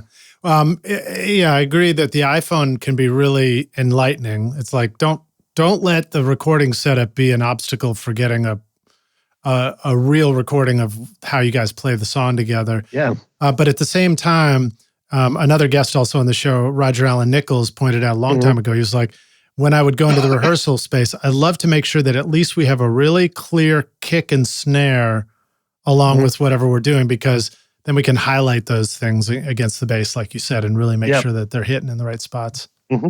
Mm-hmm. I know, but it's funny. Like sometimes you don't really need rehearsal. I worked with a singer-songwriter ages ago, and very touchy, very moody songs. And I was co-producing with the guy who co-wrote all the songs on the record. And they asked me to engineer and co-produce as well. And they were like, "Yeah, we're going to hire session musicians." I'm like, "Oh, great. Well, who's going to be our drummer?" And they're like, "Well, it's going to be Josh Freese." I'm like, "Fuck, that's awesome. Josh is like a monster. He's like one of the best rock drummers out there. He's played with Nine Inch Nails and, and he tours with Sting now, and he played with Devo and a bunch of other stuff. Josh is insanely great." And like, "Yeah, we're going to fly him out to Boston. We're going to do like 4 days of rehearsals with Josh." I'm like, 4 days with Josh? Are you sure? And like, yeah. I was like, I think honestly, if you ask me, you don't really need to rehearse with Josh. "Oh, no, man, the songs are kind of complicated." And then like, I didn't go to those pre-productions, but I called at the end of the night of the first day. I was like, "So how did it go with Josh?" And they're like, "Yeah, we're flying him back home tomorrow." It's like, you were right. We shouldn't have done that. We just blew like $4,000, on plane flights, So like, it's funny. All depends, What about the situations where the song is maybe a little bit more complicated rather than simple? Do you think there's some smart ways for the band and the session musicians to work together to make sure that they really do kind of understand the music? Every project is different, there's no methodology. Like if you're an artist and you're hiring session musicians, obviously the solution is you hire the best guys you can. Like, you're in Session Musician Central down there in Nashville. Yeah. So if you hire X, Y, and Z, it's going to go smoothly. And they've worked with everybody, so they know how to interpret tracks. I mean, working with a band where all the players, are cohesive. I mean, they should pretty much understand. They really should understand what's going on. I think lyrically, it's important that everyone knows where what the song is about, and where it's coming from. You'd be surprised that like even singers who don't even connect with the subject matter of the song, like every once in a while you work with a band and the singer goes, "Yeah, no one listens to lyrics anyway. It doesn't make a difference." And it's like, dude, you've lost yourself. That's it. It's gone. Go home. I don't want to even hear about that. Like, what are you singing about? Yeah. Yeah. And another funny thing about lyrics is sometimes I find it very, like enlightening as far as like what the drums, bass, guitar, song is doing if you turn the rhythms into some words and you're just like, yeah, it's like, picking up a banana peel. That's the rhythm right there that you guys all need to do. And, I find that super helpful. I think sometimes people just think I'm a little nutty, but. And I've learned with other assistant drummers, like I've done a bunch of stuff with this guy, Sean Pelton, who's the drummer on the Saturday Night Live band, and he's also a session musician. And one thing I love about Sean is that he'll play to a click, but he literally brings like a thumb drive with a bunch of loops on it at different tempos, So he'll be like, yeah, man, what tempo is the song? It's like, yeah, it's 110. He goes, yeah, there's a folder there. It says, 105 to 110. Just drag number 2 on, into the Pro Tools session, use that. And it's like some weird drum machine thing or some weird polyrhythm thing that he records, that he recorded himself to a click track, and then he makes a loop out of it. And that's what he wants to play to, Oh, that's cool. And it's various styles too. So there'll be like, 8 things at the same tempo, but they're all stylistically, they're all different. Like one will be something really rigid. Something else will be like a loop that swings a bit, So he's got it dialed in, Yeah, that's cool. And I'm sure that takes, a career's worth of trial and error to get that. Yeah. And I think, I know engineers who will put a delay, like a quarter note delay on the drummer's send, to his kick drum or his snare drum to make sure that they play on time, because all of a sudden everything starts to flam. He knows he's either speeding up or slowing down, Interesting. Some guys do that, During the height of record making, Tom Dowd, Muscle Shoals, Stax Studios, Ardent Studios, and the New York City record plant all turned to one company to build their consoles. That company is now Spectra 1964, carried on today through Bill Cheney and Jim Romney. The extremely stable, high-speed circuit design of the 101 amplifier provides unequaled headroom, low noise, and linear output irrespective of transient audio peaks, giving you cleaner, punchier, dynamic recordings. Spectra 1964 brings you the sound of ZZ Top, Aerosmith, Bruce Springsteen, King Crimson, John Lennon, and so many more. Created by the missile engineers who were central in rolling out the systems that protected the free world for over half a century, Spectra 1964 literally brings rocket science to your studio. With the STX 600 mic pre with built-in comp limiter, full-frequency passive BBDI, and C610 dedicated comp limiter, start making records that last a lifetime at Spectra1964.com. Let's talk a little bit more about drums in a mix situation. Rock drums, hip-hop drums, pop drums. What are some good tips for routing and processing drums and bass in our mix, just as a starting place? I'm a big fan of parallel compression. My drum routing scheme is relatively complex, but not super complex. So for example, on most songs you'll get like at bare minimum, you'll get 2 kick drum mics, like an inside and an outside, a top and a bottom of a snare. And sometimes you'll want to supplement that with a sample or 2. And so all my kick tracks go to a kick subgroup. All my snare tracks go to a snare subgroup, so that way I can process the entirety of the sound. It was one insert rather than individual inserts on each track. And then the kick and snare go to their own subgroups. So I have a fader that just has the kick and snare, and then the output of that feeds another channel that I call kick and snare crush. And it's just like a DBX 160 plugin. I mean, I think it's the default setting from UAD, and so I have a real crushed kick and snare sound, parallel to my kick and snare as well. And I usually bring that up in toward the end of the mix because I'll find that I'm missing just a little attack on the kick and snare, and I'll just sort of sneak that up, and it almost always does the trick. I might have to balance the input to that track a little bit, just to make sure that the kick and snare are both clicking the same way. And then all those drums go to that and all and the rest of the kit go to a subgroup called drums. Then I have another subgroup next to that called drum crush, which crushes the drums again. I'll feed behind that. And then those 2 tracks finally feed the ultimate all drums subgroup. And on that, I have a plugin that's made by this company called Blue Cat Audio, and it allows you to run VST plugins inside of Pro Tools. And almost every Pro Tools plugin has a VST version of it, but the reason why I use it is that you can put VST plugins inside of it, and there's a master mix knob, on that plugin.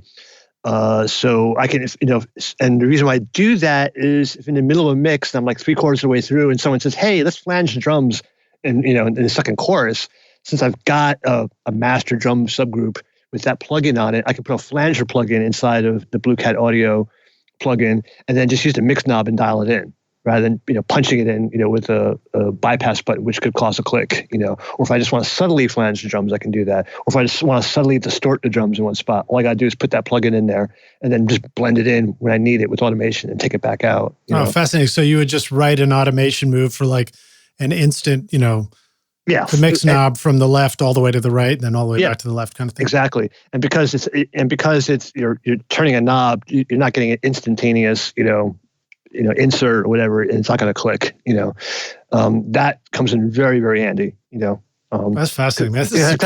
I just got sick and tired of like people. I was constantly getting people saying, "Hey, let's do this to the entire drum kit." I'm like, "Oh, God damn it, how am I going to do that?" Yeah. So I basically make sure that all my drums feed one master bus, before it hits the stereo bus, so that with that insert on it, so I can just do whatever the hell I want with the drums. It's really funny how, especially when you're in the mixing stage, the simplest requests from people can just be like, "Good Lord, how am I ever going to do that?" Yeah. Well, this has nothing to do with mixing, but like I remember when I worked at Dylan, we track a song, and he's like, "Yeah, I got to recut that vocal, in the second verse."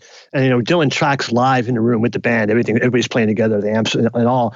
And I'd be like, "Okay, Bob, I'll just get a headphone mix to you." And he just kind of looked at me and goes, "No, man, I hate wearing headphones." I'm like, "All right, well, I'll get a couple of monitors out there and put them on the floor, and you can sing to the monitors, because I hate that shit too." I'd be like, "Well, fuck, how am I going to do it? how do I overdub a vocal if you're not going to monitor?" And I thought about it for a couple of minutes, and then the solution wound up being is that I would send the entire band back out into the room with Bob, right? The band would put on headphones. The band would play along with the track. And then when it came time, when you got to the part where you had to punch in the vocal, I would just punch in the vocal, and Bob would be singing to the band playing live, but the band would also be playing to the track. That's brilliant. And they punch out. And the upshot of that would be that I would get all the vocal bleed, all the bleed from the band in the overdub mic, Yeah. So I don't have to worry about it. So I just tell the bands, like, okay, just play very simply. Don't do any riffs. Don't do any solos or anything like that. Just comp away and have them sing to that. Yeah. Hopefully the snares aren't, not lining up with each other, though. That could be tricky. Yeah. Well, I always set him up as far away from the drummer as possible without losing the groove. So that way, anything that hits the mic, it's going to be a delay. It's going to be like a slap. Anyway. So that's what a cool story. All right. So that does bring up a question I had written down before. How in the world did you get the vocals right for Bob Dylan? Well, I tried. The first time I worked with him, we did a song for a movie called The Wonder Boys, and he actually won the Academy Award for it. So I guess that's the reason why I got the gig afterwards. But I put a bunch of mics on him. I put like a real fancy 251, and I put a 47 in front of him. And Bob's got this kind of very, obviously a very raspy, gravelly voice. And if you put anything too pristine in front of him, it kind of feels like you're in his mouth, and it's kind of weird, mm-hmm. It's just like too much. And you're also dealing with spill from the band. And I was struggling with it. I think it was Charlie Sexton, his guitar player, was like, why don't you just put an SM7 in front of him? I was like, all right. And I put an SM7, and it basically did everything I needed it to do. It rounded off the mid-range on his voice. It's got a lot of great rejection, and that was basically it. Just that and a boatload of compression, It's kind of hard to screw up getting his voice. And Bob really projects. He's got a real loud voice. I think that's something that people don't know about him. I did a session with him and Mavis Staples, and the two of them were singing around one mic, and I had to tell Bob to step back about a good foot and a half. Wow. Because it's just loud. He projects. That's probably partly how he got where he is. I mean, he started out as somebody with a guitar, just singing to people and getting everybody to listen. If you got a voice that cuts through, people will be able to hear you. Absolutely. Yeah. If you've got a smoky voice that's hard for people to hear, then you start a podcast. Exactly. Very cool, man. Another band you worked with, Cab For Cutie. Do you want to share a story about working with those guys? I've only mixed stuff with them. I've never actually worked with them in person. I've done a bunch of stuff. I've done a few things with Chris Swallow, their former member and producer. I just mixed a couple singles for them, and it was a great experience. I wound up. There's a song I mixed for them called Crooked Teeth, where I actually wound up moving the chorus earlier in the song, and they were really happy with that. They didn't think of it. As a mixer, sometimes you do production things. Sometimes you'll be mixing. It's like, oh God, we're not getting to that chorus until like a minute and a half. Maybe we should just edit. Maybe I'll do this mix and I'll do another version while I edit it so it happens earlier. And the label called me up. They're like, genius. Like, okay, well, did what I had to do. Yeah, and a reminder. You probably had that idea on that first listen with a notepad. Exactly. Yeah. I'm like sitting there kind of going, okay, and nope. Okay. It was like basically big letters. Where's the chorus? Well, it's just, I hate to keep reiterating, but it would be so easy to lose trust in your original idea through the process that it takes to actually get a chorus cut out, copied, pasted, cleaned up, figured out, all that stuff. And it just seems like it's a good reminder that if you can just learn to trust that initial instinct and just say, it doesn't matter what I think about it afterwards, I'm going to trust it, follow through on it, try it out, and then try and get a first impression about what I think about, what I just did. Yeah, I think every idea is a good idea until it's proven that it's a bad idea. I remember another lesson I learned early on in my Public Enemy days was we were doing some vocals with Flavor Flav, and we were doing a rough mix at the end of the night, and Flav was sitting there, and he was walking around the studio, and he found I don't know where he found it, but he found a bongo, a conga in the closet somewhere, and he comes walking into control room with this conga in his arms, huge conga, and he's like, yo, man, I got this great idea for a conga part for this track. And I look at Hank Shockley, the producer, and I'm rolling my eyes. I'm like, oh, God, here we go. And Hank was like, yeah, sure, bet, let's try it. It's like 3 a.m. I want to go home. So, I go into like Lockhart again at 421. I mic it up. I sit down in the chair next to Hank. I look at him. I said, dude, this is not going to work. He said, just do it. All right. So we recorded it. It was just horrible. It was like the worst idea ever, And we did one take, and Hank was like, hey, man, why don't you come in here and check it out before we, spend all night on it? And Flavor walked in. He listened to it. He goes, oh, man, that shit's whack. And he walked out the door and left, And I looked at Hank. I was like, dude, we knew that was going to be whack. Why did we just waste all that time doing that? He goes, dude, we only wasted 15 minutes. It's either 15 minutes or the rest of my life hearing him bitch about the fact that I didn't try a conga part on this song, Dude. And that's the way I kind of approach things. Like somebody in the band says, I got this idea for a part. In the back of my head, I'm kind of thinking, I know that's not going to work, but I'm not going to, shut them down. It'll only take us like 5-15 minutes to actually record it and everybody hear that doesn't work and then move on. Otherwise, for the rest of my life, the singer or whoever is going to be like, yeah, man, this song would be much better if Chris had let me do this part, That's great. It's just, get it out, try it. It's obviously not going to work. And hey, and there's been quite many times where I've thought an idea wasn't going to work and you try it and you kind of go, well, wait a second, it actually is going to work if we just change it this way, So, well, first of all, I just want to give a shout out for a big win on this podcast. And I like to recognize when something gets said for the first time. So for example, in your case, this will be the first time that anybody ever said, I was getting ready to just doing a vocal with Flava Flav. So right there, that's a big win for the podcast. And then secondly, you have introduced us to the term whack. I think that's the first time we've used it, which is great. I definitely don't use it enough. It was very dated. I was actually quoting him, That's great. I was using it myself, man. I had a microbus, a VW microbus, and when I was in St. Louis in school, I put in like box speakers in the back, and I used to roll the door wide open on the side, and I'd drive around town cranking Public Enemy as the top volume, just exploding my car stereo, thinking it was the coolest thing in the world. And maybe I wasn't, but the record certainly was. Yeah, I mean, but yeah, exactly. Yeah, that's great, man. I always try ideas. Like, and that's the other thing too is that even as an engineer and a producer, like if I always ask, like, if I'm working at a studio I've never worked at before, I always ask for an assistant who has worked that room a lot, and I always ask them for, I always say, hey, where do I set up the drums? I'm not going to reinvent the wheel here. Where does everybody set up the drums? Well, that corner is really good for big sounds. That corner is really good for dry sounds. Like, great, let's go for the dry side. And like I said, the studio I started at didn't have a very big mic collection. So when I work at a studio that has a big mic collection, I make sure that I pull out at least 3 microphones I've never used before, find out what they do, and if somebody in the band's got some really weird way of getting a guitar sound, yeah, sure, I'll try it. It's either going to work or it's not. And if it works, hey, it's one more trick in my toolbox, Yeah, well, it does remind me to ask you something based on what you said before, where you talked about sending the emails in advance to a studio. Maybe this is a place or an assistant you hadn't really worked with before, and you're trying to start with preparation that is something that you can count on. But are there certain ways where do you ask the assistant, hey, if you've got a cool trick you want to throw in there too, just go ahead and set it up? Yeah, I mean, I usually don't do that until I get there. I'm like, dude, what do you guys use for a trash mic? Or right. Sorry about that. Sorry, we got dogs in the background. Love it. Yeah, exactly. Who let the dogs out? Sorry. Exactly. So, like, what do you use for a trash mic? Or what's the weird thing? What's the last weird thing you did? For a vocal, try it out. Or like, if they've worked with, an engineer or producer that I admire, it's like, hey man, what did so and so do that was cool? I don't care. I have no shame. I'll steal. Yeah, right. What do they say? Theft is the greatest form of flattery, or whatever. Yeah, exactly. Mediocre musicians borrow, great musicians steal. Yeah. All right. So we talked a little bit about drums and bass.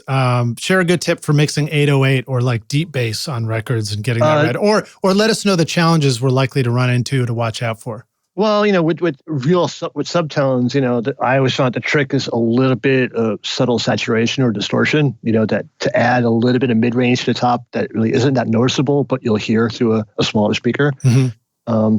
Mixing at low volumes obviously helps, That's another pitfall I find myself falling into a lot, is that sometimes I mix too loud for too long, and I come back the next day and listen to it. Then I come back the next day and listen to it. Damn dog. I come back the next day and listen to it, and I know what I did wrong here. And then I have to waste 6 hours, getting back to where it was sounding good, Yeah. Save often. Every time you make a major change in a mix, save, You mean save as, make a new version. Yeah. Right. New version. It's always like, the way I have my labeling system, it's like name of the song, CS mix, version 1 - setup 1 through whatever. And like in progress is setup 1, 2, 3, 4, and 5. When I send the mix out to the client, it's version 1 with the date on it, And the next version will be version 2. So it's always just save as, because you're going to screw up. I have Dropbox running in the background all the time, so I can grab it, in case I write over something in the middle of a session, I can go grab it, so. You mean right over a session in the middle? You mean like, in other words, Dropbox has like older versions of things in there? Is that what you mean? Yeah, like Dropbox is running in the background. If I accidentally save over the same session and like, I didn't do a save as, and there was something in that last version that I liked, I can go back to Dropbox and find it, because Dropbox will save, I think it'll save, depending on what plan you have, will save things for up to 7 days. Right. Okay. So your session might be in Dropbox, or it's a duplicate of the session you're working on. Yeah, exactly. It's a duplicate. Yeah, I will point out that I've run into some recent issues with Dropbox and Pro Tools where, because Dropbox now has a cloud version where it's like you can turn that off. Yeah, well, I love it because I don't want to fill up my hard drive, but you have to remember that you got to turn off Dropbox while you're working and turn it back on afterwards, because otherwise it actually took some WAV files for a podcast interview. And it started deleting them while they were still being recorded, and it was a challenging rescue, let me put it that way. I was able to get it back. Well, see, I do mixing at my place. I don't do any recording. Or if I do, it's very little. It's like, a tambourine overdub, or I might do a background vocal part. It's usually just like a single mic or something like that. So I'm not recording. So I haven't run into that issue. I usually get files from the client and I just put it in a folder, which I then sync to Dropbox, but without, doing the cloud thing. Yeah. Well, a podcast is a unique thing, not in terms of numbers of tracks, but in terms of the fact that, with music, you're rarely recording for an hour and a half straight, Exactly. Oh, yeah. Want to record killer drums in your home studio? Rockstars of Drums will show you how to record, edit, and mix pro-sounding drums with a Nashville session drummer in a Grammy-winning studio. Want to start mastering your own records? Rockstars of Mastering walks you through exactly how I mastered my own record using nothing but plugins in PreSonus Studio One. Want to learn how to create a mix that doesn't suck but rocks instead? At Mixmaster Bundle, I show you how to mix using stock and free plugins so that you can have punchy, powerful drums, guitars that rock, bass you can feel, and a mix that is in your face. Plus, it's totally free as my way of saying thanks for listening. Then go to mixmasterbundle.com to get started for free now and look for the clickable link in the show notes below. I did a podcast last year, and I was using, like I am now, I was using my audio interface and a good microphone to record stuff. And the guy was having me record the stuff locally, and then I would send the WAV file off to him. And then I got up after the podcast was over, had lunch, came back, I hit play on the WAV file to check it, and it was just nothing but like static, like the clocking errors. It was like, oh yeah. I was like, oh no. And then I realized what had happened is that the clock on my interface had gone screwy, but the WAV file was fine. But there was like a moment of sheer panic because it was like 2 hours worth of recording. I was like, oh no. It is one of the challenges about doing this kind of stuff, because inevitably you have to trust that things are going well, and you just do as many testing as you can before you get going. And then, you hope for the best. Let me ask you about guitars, because you've also done a lot of great guitar records. Mm-hmm. What are some thoughts you want to share with us about mixing rock guitars and getting that right? Making sure that, that our guitars aren't wimpy on a song where it's supposed to be rocking. Like guitars and the guitar, vocal, and snare relationship is the thing that I work on the most. It's the thing I struggle with the most. Not like struggle, but it's the thing that I'm always like, going back to constantly in a mix, because they're all occupying the same spot. So for me, panning is a really important thing. Make sure things aren't stepping on each other. Making sure that there's like not excessive bottom end on the guitar parts, especially if the guy's like palm muting and it's like a heavily distorted part or whatever. So that's not stepping on the bass and the drums and stuff. But there's no secret sauce, really. I think it's a lot of it is just using your ears. As a guitar player, I want to know, I want the guitars to sound like I'm playing them. You know what I mean? Like I play air guitar while I'm mixing, and if I'm not getting the sound out of the speakers I'm mixing on that I expect to hear out of an amplifier, then I feel like something's wrong, Ooh, I like that idea. To me, it should just sound like a little mini guitar amplifier, on your meter bridge, like a little mini version of a big guitar amplifier. I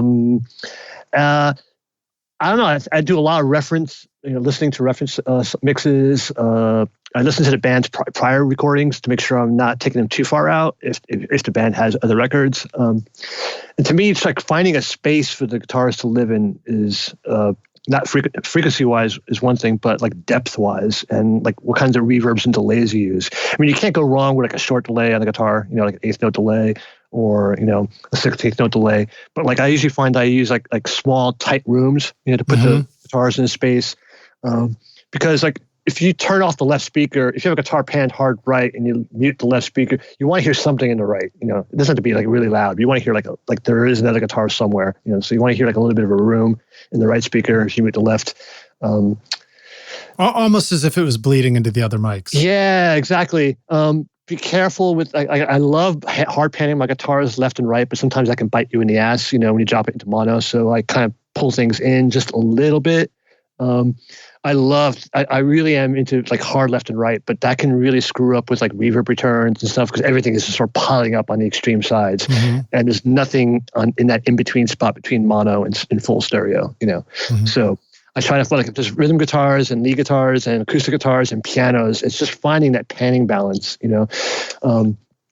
Sometimes when you pile everything in wide stereo, like wide guitars, wide pianos, and wide acoustic guitars, it just sounds like what a friend of mine calls the big mono, And so, like, I'm working on a record now that's very sparse, but it's got like piano and harp on it and acoustic guitars, and I was hard panning everything. And after a while, I was like, I just can't make sense of who's playing what. So I just started like putting things at like 3 o'clock and 12 o'clock and 2 o'clock and 3 o'clock, and just sort of finding like not mono, but like sort of wide mono areas to put things in, and just making sure you're not stepping on that vocal, That's really the more important thing. Sometimes you want to put all the guitars into a subgroup and sidechain that subgroup with the vocal so they push down every time the vocalist is in. So it just sort of clears that space, like that it just compresses the guitars, maybe like a dB, maybe 2 dB, depending upon what's going on with your stereo compression and stuff. So you would take the vocal and sidechain the guitar subs slightly? Yeah, exactly.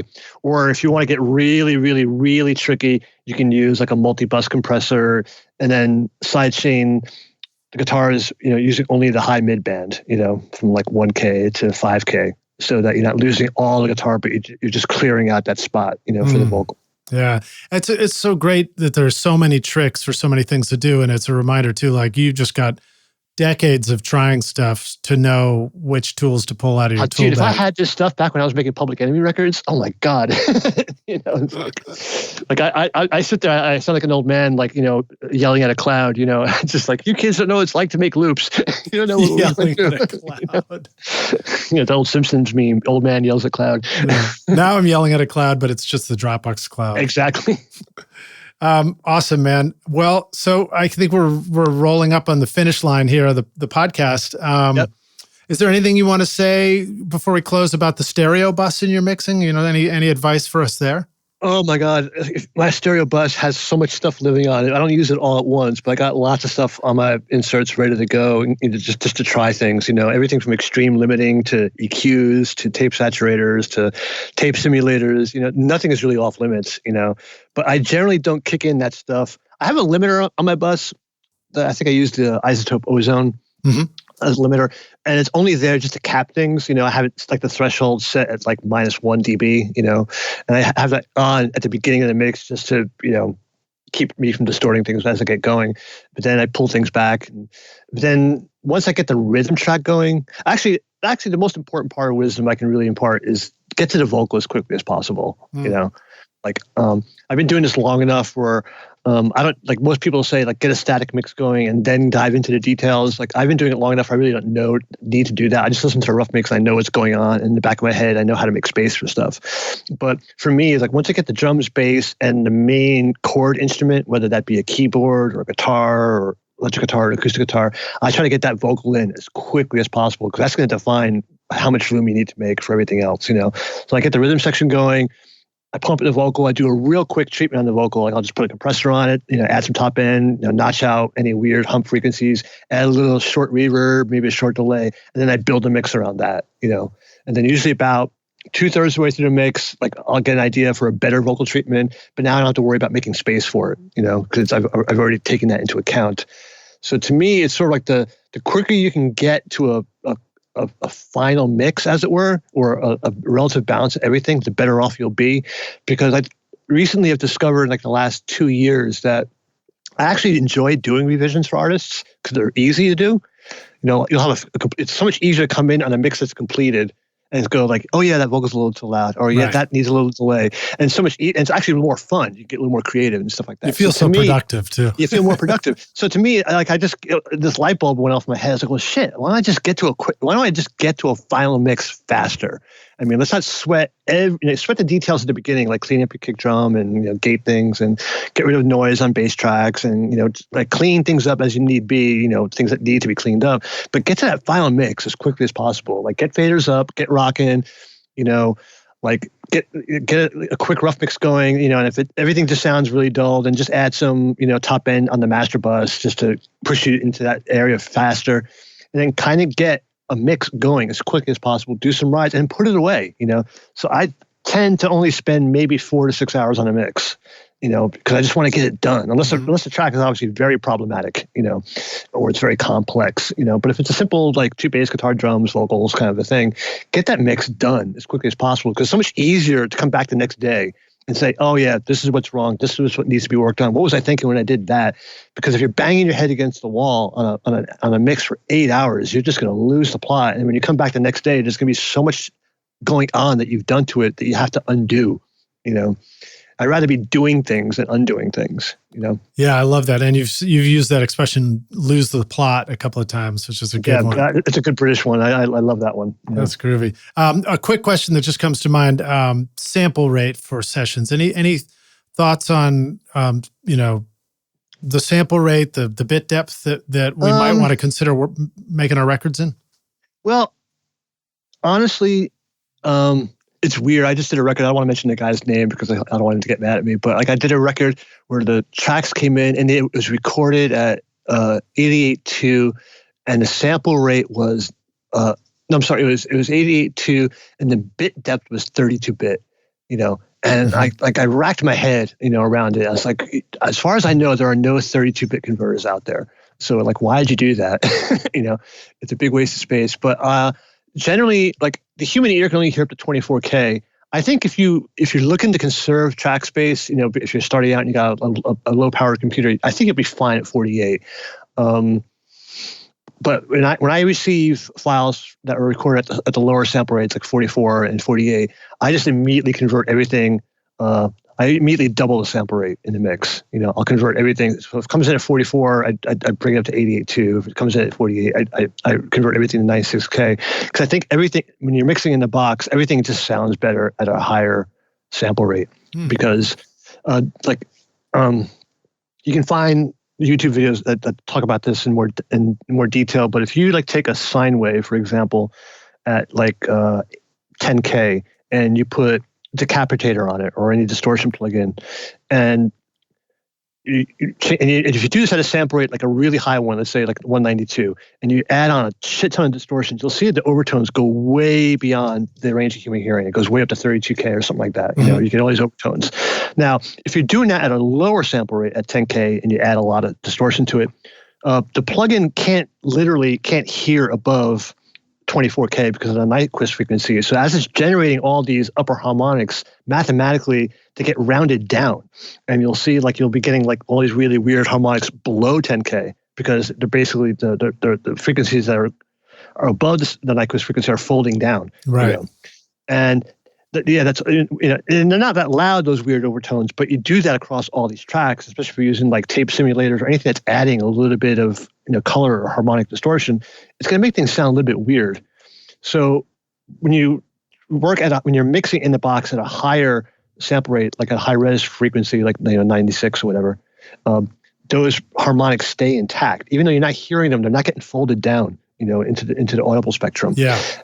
And that's basically the concept of oversampling. And if you're using older plugins like Decapitator that don't have an oversampling option built into it, so it does that internally, automatically everything is running, at an oversampled rate, and it just sounds better. I mean, mixes seem to me come together faster when I'm operating at a higher sample rate. And now that I've built a brand new badass computer, with 8 cores, with the latest processor, it doesn't really put a drag on my system at all. What's your newest computer? My newest computer is I built a Hackintosh, which for anybody who doesn't know, it's basically you build a PC, that can run the Mac OS. So I've got an 8-core i9 running at 3.6 kilohertz, whatever, gigahertz, and I've got 32 gigs of RAM, and everything's running off of SSDs, and it screams. I've gotten these huge sessions, and it doesn't even bust into a sweat, and so that ever since I built this rig about a year or so ago, whenever something comes in at a low sample rate, I just immediately upsample it because it just sounds better. That's really cool. And I think for us listening, if we instinctively feel stressed about are we really gonna switch in the middle of something? Just take any session that you've already mixed in 48 and just create a new one, import it in at 96 and just do a save as at 96 and listen to it. Bounce both sessions and just compare them and see if you hear a difference. Yeah, I mean, I just, like I said, it just seems like the high end is a little bit smoother. Plugins, especially when you're working on higher frequencies, just sound a little bit more natural, a little bit more airy because it's not trying to compensate for everything, above 24K, that it can't compensate for because of the lower sampling rate. But I think, honestly, if I were in a budget, I would record my sessions at 48 if disk space was a concern, which it really shouldn't be these days. But you can, because I think recording at 48K is fine because every converter these days has a brick wall filter that's basically leveling everything off above that, and then mix it at a higher sampling rate. That's fine. That's great. But I think recording at 32 is just a futile thing because there are no 32-bit converters. Now, if you want to mix at 32, and output your final mix at 32, by all means, go ahead and do that. You're going to get a little more. You can be able to get a little more out of it. But in Pro Tools, if you have a 24-bit session and you play a track, as soon as you touch that fader, inside of Pro Tools, even if you bump it up 0.1 dB, the Pro Tools automatically converts that to 32-bit for all the processing. Interesting. You can blame me because I've been recording my sessions at 3296. I don't think you need to recording at 32. I think I'll probably get hell for this, but I think it's useless. Yeah, no, it's great. It's a great insight. I was under the impression that the processing would somehow benefit from 32, but you just pointed out that it automatically does that. Does that everything like there's a plugin, I can't remember who makes it, that actually will show you the word depth. You can put it anywhere in your plugin chain. They'll show you what the word depth is operating at. So if you like do a 16, even if you use like a 16-bit file in your session, and you output that to a bus, and you put this plugin at the bus, as soon as you move, it will say, yeah, you're running at 16, but as soon as you move that fader, you'll see it bump up to 32 automatically. Well, your records sound great, so I'm gonna do what you do. Exactly. Awesome, dude. Well, we've been going for a good long stretch. Let me go to our closing question, and then we'll say we'll bid adieu. But this one is hypothetical. You can take the Wayback Studio machine, and you get to go back and find young Chris Shaw, not my cousin, and say, listen, dude, I've come all the way back in time and space to give you this one bit of advice. Here's the single most important thing you need to know to be a rock star of the studio yourself one day. What advice would you go back and give yourself if you could at the start? Oh, God. Let's see. Don't take the brown acid. No. Yeah. No. Always take the point if it's offered. What else would I tell myself? Don't say no to things that you think you're not going to like doing. I've turned down a couple of big records that I've kicked myself for doing. That's basically a piece of advice. Like if you got the time to do the session, do it. Even if you think you're not going to enjoy it, or unless the people you're going to be working with are complete jerks. But if it's like a kind of if you get an offer to work with a band whose style of music necessarily isn't in your wheelhouse or isn't your vibe, or you're not necessarily a big fan of, do it anyway because you're going to learn something from it. You know? Like I got asked back in '93 to work with this Southern California ska band. And me personally, I'm not a big ska person, unless it's like British ska. And they had this really cute female lead singer, and they were doing their second record, and they wanted to work with me because they liked the fact that I worked with Weezer. And I listened to their first record, I kind of went, ska band, I'm not into it. And by saying no to it, I turned down Tragic Kingdom for No Doubt. So you got to be careful. Wow. I'm sure they were talking to other people too, but I turned that down. And I was like, and you think I'd learned my lesson, but a couple of years later, I said no to the Mighty Boss Tones as well on their big record. Who knows? Maybe you would have been making those Gwen Stefani records and done some Bush records on the side. Yeah, exactly. You never know. So like, say yes to everything, especially when you're first starting out and your career is getting going. Don't be a snob.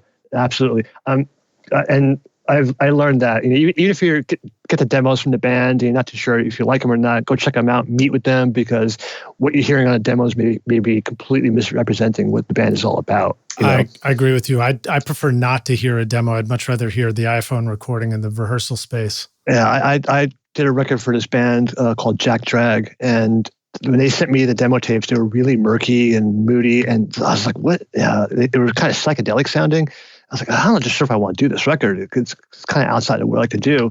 And they just happened to be in town that next day playing, at the Mercury Lounge in New York. And my manager called me up and said, let's go check them out. We'll go get a drink, get drunk, whatever. Let's go check these guys out. And as soon as they hit the stage, I got 2 songs in. I went, oh my God, I love this band. The demos do absolutely no justice. And, I got to do this record, So it's pretty fun. There's something that you pick up on quickly as a producer when you see the energy of the performance.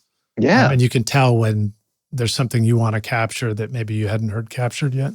Yeah, then you sit down, you talk to the guys, and you realize you're both into the same thing, and you're both into the same music, and you come up with the same background, and you make lifelong friends that way. Yeah. Well, Chris, thank you so much for being on Recording Studio Rockstars with us. Absolutely. I'm going to swear, what a fucking blast, man. No, I enjoyed it. I really appreciate it. Thank you for having me on. Yeah, my pleasure. I haven't allowed me to blabber on incessantly. Oh, no, it's great, dude. I have run out of space on a 8.5 by 11 sheet of paper taking notes. Okay.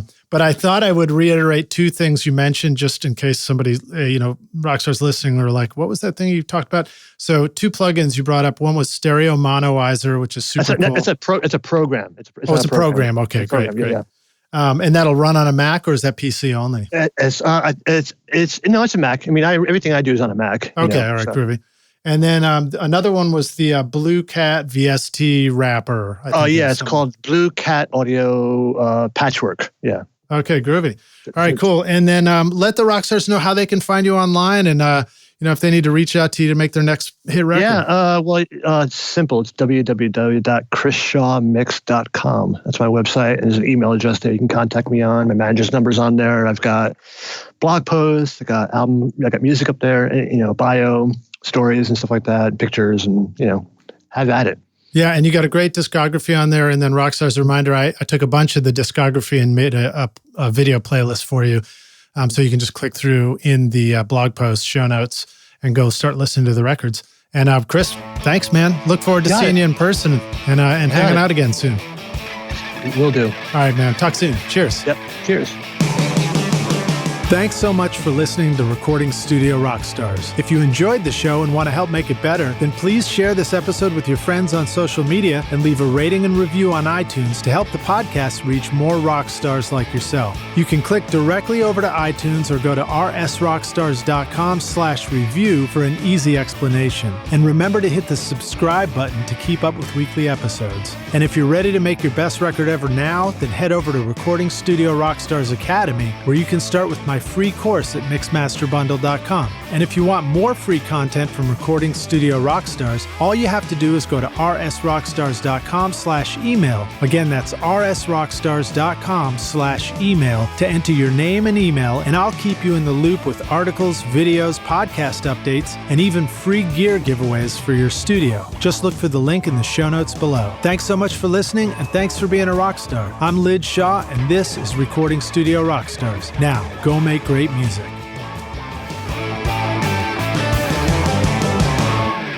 Recording Studio Rockstars would like to give a big thank you to our amazing sponsors who helped make this episode possible. OWC, Whisper Room, Spectra 1964, PreSonus Studio One, Jay-Z Microphones, United Plugins bringing you Hyperspace, Royal Compressor, Fire Cobra, and Front DAW, and Audio Movers, helping stream high-quality audio directly from your studio. You will find links to all these wonderful sponsors in our show notes. These are all things I highly recommend for your studio. They're going to help you make your best record ever. So thanks so much for listening, and we'll see you guys in the next episode.